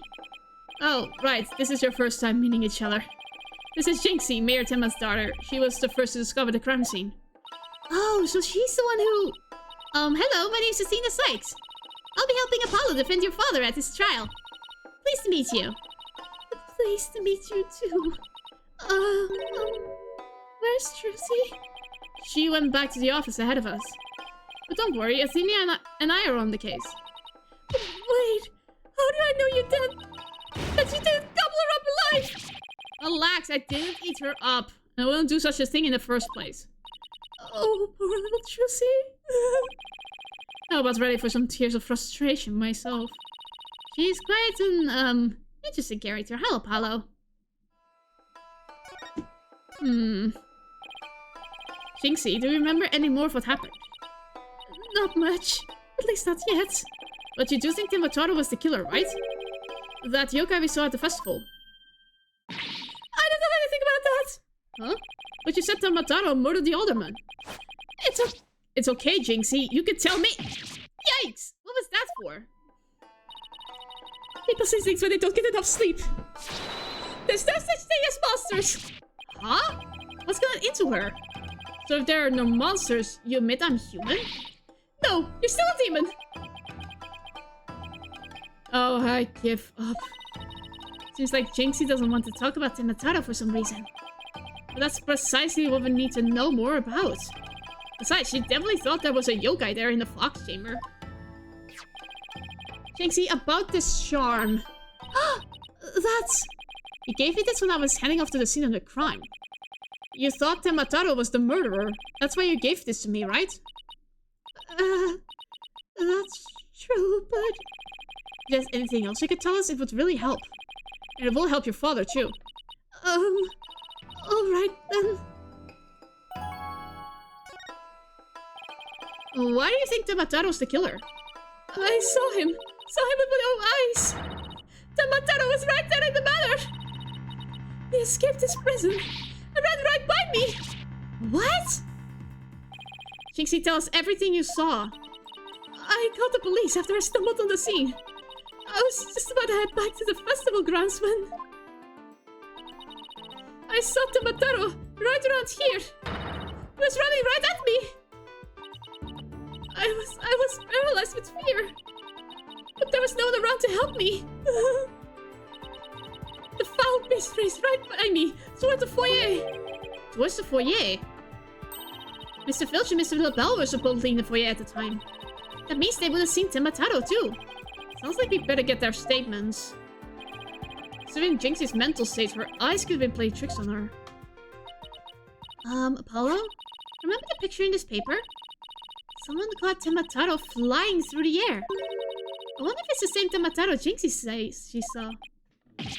Don't be ridiculous. Tomotaro is the killer, and he can fly too.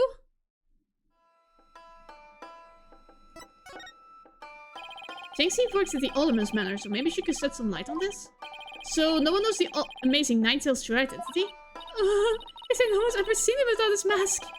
Doesn't that make you want to know even more? That's why matches where ritualists would try to expose their opponents are so popular. Wait, you mean expose, as in strip them naked? Ah! You didn't even think like a demon!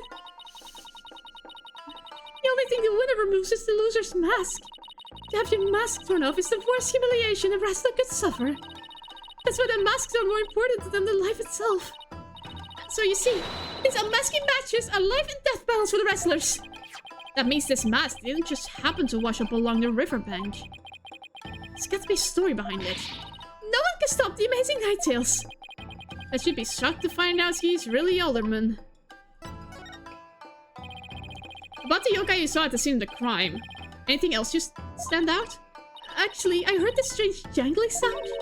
A jangly sound? Could you be a little more specific? My memory's kind of fuzzy, but I vaguely recall seeing Tomotaro holding a staff or something like that. Maybe that was making the strange sound? Does Tomotaro usually carry a staff? Good question. I've never heard anything like that, and it's not shown on the scroll. How about in other documents? Any of them show Tomotaro with a staff? This is the only known document depicting Tomotaro. After all, those who needlessly depict the demon are forever cursed. That's what's the deal with the Tomotaro you saw, Jinxie.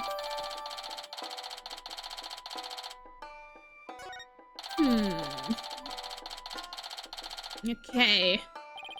Why didn't you tell me you saw Tomotaro earlier? Actually, Mr. LaBelle told me not to tell. Mr. LaBelle? Papa's aide. Oh, right. The other guy who was supposedly in the foyer at the time of the crime. What exactly did he tell you? Keep the village superstitions in mind. Before you go talking about seeing Tomotaro at the time of the crime. Village superstitions? They say you must not gaze upon Tomotaro. But in the event that you do look, and tell anyone what you saw, Tomotaro will claim your soul. And that's something everyone here knows. Sounds like a bunch of baloney to me. Everyone who babysit the village always knows about it. But I didn't because I'm not from around here. Hey, come to think of it. Huh? Why is everyone hiding their faces? Ah! She didn't cover her face either!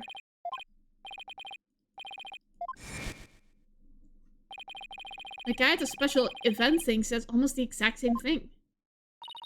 Paolo, do you think this LaBelle guy actually believes in Tomotaro? I seriously doubt it. He's not even from Ninetales Vale. Then why would he try to keep Jinxie from talking? Good question. I think we better go have a word with him. Time to unmask this monster of a mystery. Last time I saw Mr. LaBelle, he was relaxing in the foyer. Bueno, next up, the Manor Foyer. Without any luck, he'll be there. With any luck, he'll be there waiting for us. Oh my gosh. I don't even have to do the transporting myself. Ah. There's no one here. Guess our luck isn't so good when it comes to Mr. LaBelle. Maybe he's out for a walk or something. Somebody left something on the sill of the caretaker's office window. Oh, it's a TV program guide. Temataro Pro Wrestling Howlin' Wolf versus Pretty Boy Vampire. Looks like someone circled a pro wrestling match. Hey, what do you think you're doing? Ah! It's Oh, Mr. Filch, what can we do for you? I bet she was going to scream monster, which really isn't much of a stretch.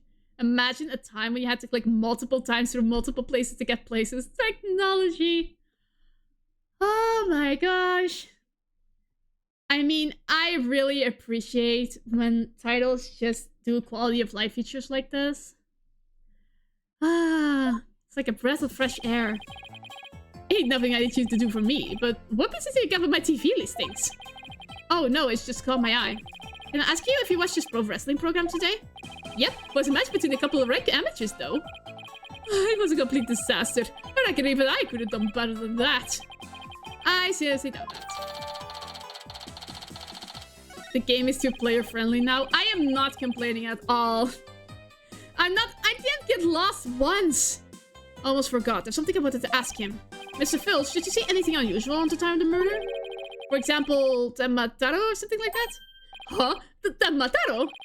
So you did see him? My, how clean and shiny your forehead is again today, Mr. Lawyer, sir. I bet you shine upon it every day like real pretty like. The ladies must love it.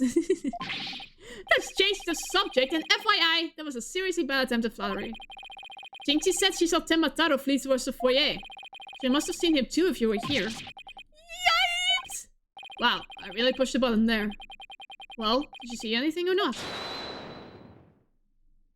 But... Oh! There you are! That is quite enough. I must ask that you do not pester my friend anymore. Yikes! Forgive me for being pestered, sir. And you are... the killer. I am Florence LaBelle. Oh my god, the music. Beau Divine and personal aid to Mayor Demi and Tenma. Beau Divine, more like a yokai grotesque. This place is crawling with monsters. Oh, excuse you. What in the heck was that for? It was just a little cologne. You had a look of stinky sweat about you. It's from my own original brand of cosmetics called Je suis LaBelle. Oh no, we have one of those guys. Are you friends with that weird chef from the restaurants? Huh, feel like I've seen him. Gee, I wonder where. Oh, what a heavenly scent. Ugh, I think you just paralyzed my olfactory receptors. I suppose such a scent would be difficult for a peasant to appreciate. I'll have you know, that is brand number 5, bonjour. It's my way of introducing myself. Enjoy. Where's my bottle of adieu so I can return the favor? Enough about the cologne. Please tell us what you saw around the time of the murder. The more I look at the lips, the more they bother. Oh my gosh, yes, it really looks like he had like Botox or something. I heard you're the one who told Jinxie not to mention that she shot Temataro. Why, that little... So, she told you she saw the demon, did she? Mr. LaBelle, do you mind if I ask whether you believe in the village superstitions? Oh, please! I was merely trying to keep with traditions. Nevertheless, I will say this. I wouldn't stick my nose into this whole Temataro business if I were you. Bad things happen to those who do. That much is true. He is one scary monster. That's crazy. You really expect me to believe that monsters are real? Well, you're real. And you sure look like a monster. His whole head looks way too smooth. This is an anime game where everyone's faces are smooth. Look who's talking. He probably has like 50 pounds of makeup on his face. Oh my gosh, I forgot. Little Jinxie has an active imagination. Isn't that right, Phineas? That's right. I didn't see nothing, especially not Temataro. Oh, they're in cahoots. As for me, I only see things of beauty. That's why I can barely see you. I've got 2 words for this guy. Total freak. Total A-word. Could I ask you what you were doing at the time of the crime? In other words, you'd like to hear my alibi. Just to think you suspect me of all people. Oh no, it's just a formality. Why everyone asked— Ah! It's like they could have real human lips from a picture to put it out to him with little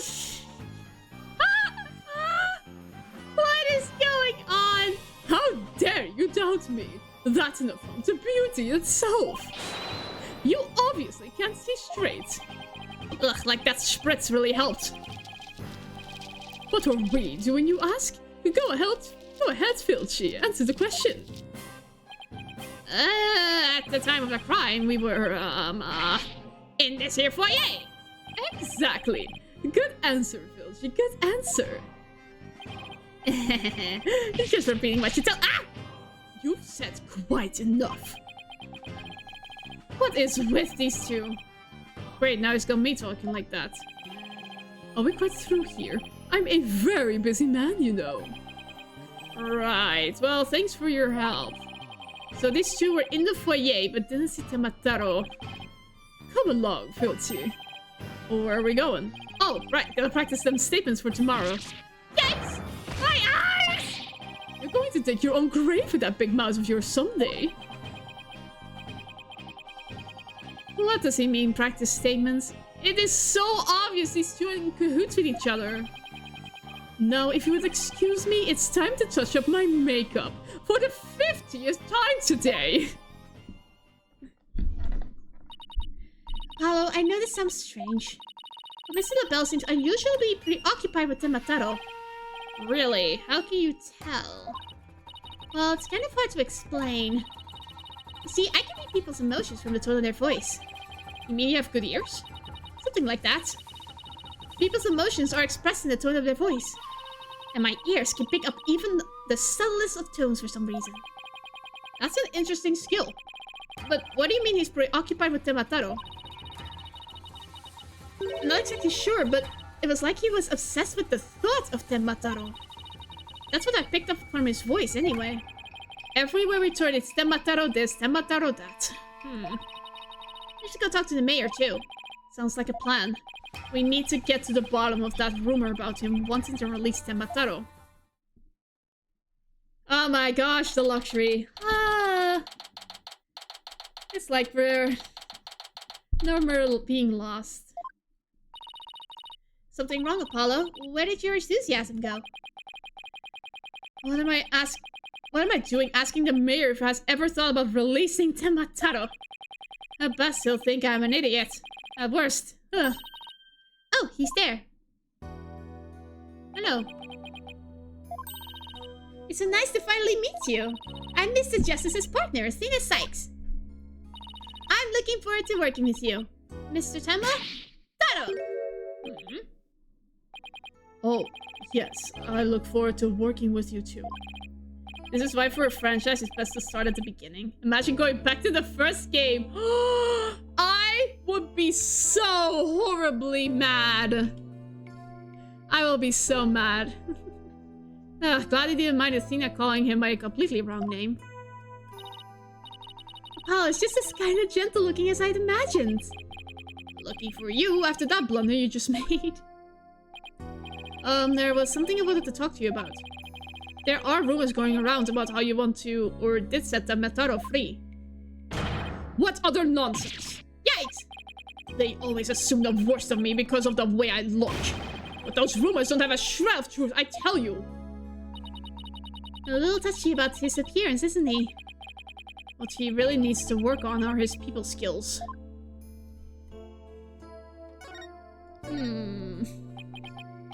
So rumor has it that you want to push the merger through in order to release Temataro. Of course, that's a bunch of baloney, isn't it?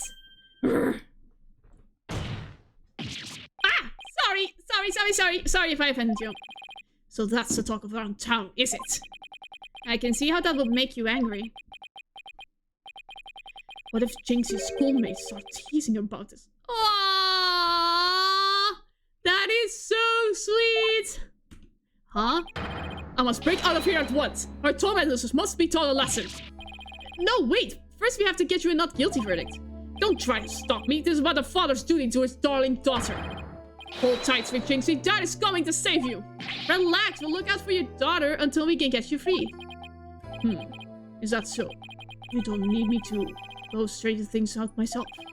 Oh boy, they'd probably call in the SWAT team if they showed up at her school. Oh, right. I ought to ask about the reason behind the merger. It seems like you two were rather forceful in pushing for the municipal merger. Did you really want Ninetales Vale that badly? Yes, well, it's quite an attractive price in terms of tourism. Wait, am I feeling what I think I'm feeling? Is it bracelet time? Sure, I played off a bit of hardball, but only when I deemed it necessary. I knew it, my bracelet's reacting. What is it, Apollo? Mayor Tenma may not be telling the whole truth. Really? How can you tell? People invariably tense up when they lie. That's why my bracelet here comes in. I can sense when the person I'm talking to is feeling tense. Because it begins to feel tight on my arm. No way! You could do that? Wait, so you believe me? Just like that? Sure, each of us has our own special gifts. Oh yeah, Athena has a gift too. Her special sense of hearing. Still, what do you think the mayor is lying about? I don't know, but it's our job to find out. It's been a while since my bracelet last reacted like this. Let's see if I still remember how to do this. Yes, right. Now let's give it a whirl. It's weird to do this during an investigation. Yes, I remember this feeling of intensive concentration. The ability to see the smallest switch, the slightest frown that no one else can see. Now, Mayor Tenma was lying somewhere in that statement he just made. And when he lied, a certain habit made itself clear under his right eye. I just have to shift my viewpoint up to focus on that area. Alright, I've got him now. His nervous tail should appear when he's trying to pull the wool over my eyes. I've got to pore over every word he says and wait for it to appear. But when he does, I'll perceive it.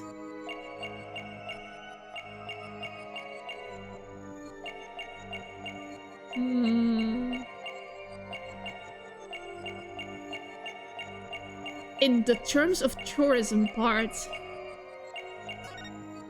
Gotcha! Mr. Mayor, please, you can trust us with the truth. The truth? I don't understand. When you mentioned tourism, the bottom of your right eye started twitching. What nonsense is this? So what if I did? Please tell us more about your merger bid. What more is there to tell? Why were you really seeking to merge with Ninetales Vale? I already told you. Tourism. The monster craze really revitalized the village, making it quite the prize. You really don't trust us, do you? What are you talking about? The village has been hot property ever since the monster craze started, has it not? I think if you have to realize that what you're saying contradicts the facts. You say that the monster craze really revitalized Ninetales Vale, so... You felt it would be an attractive price for its tourism, but that will contradict this.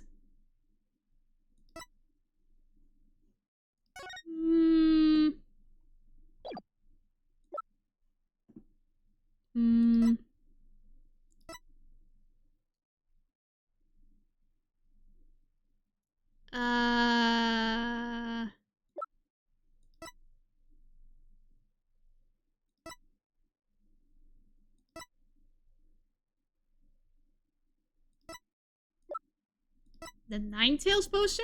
Take that! The monster craze in Ninetales Vale is a very recent phenomenon! It was sparked when the amazing Ninetales rose up against the municipal merger. The village was practically a ghost town before then. Ugh.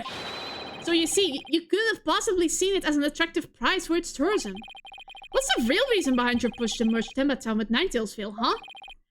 Well,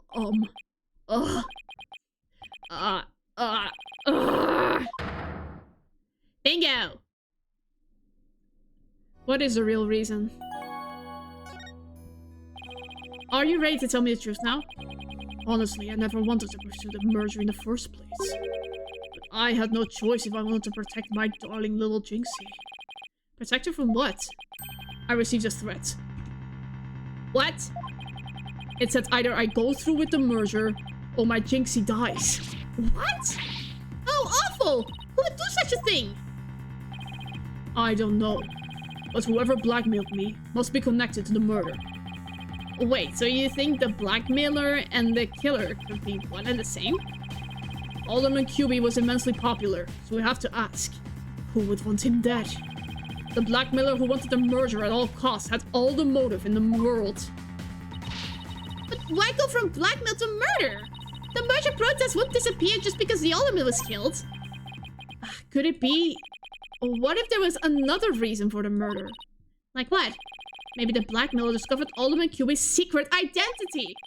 And the secret identity was a threat to the blackmailer's murder scheme. What do secret identities have to do with anything, Apollo? I have evidence revealing the Alderman's secret identity. Maybe it's time to use it.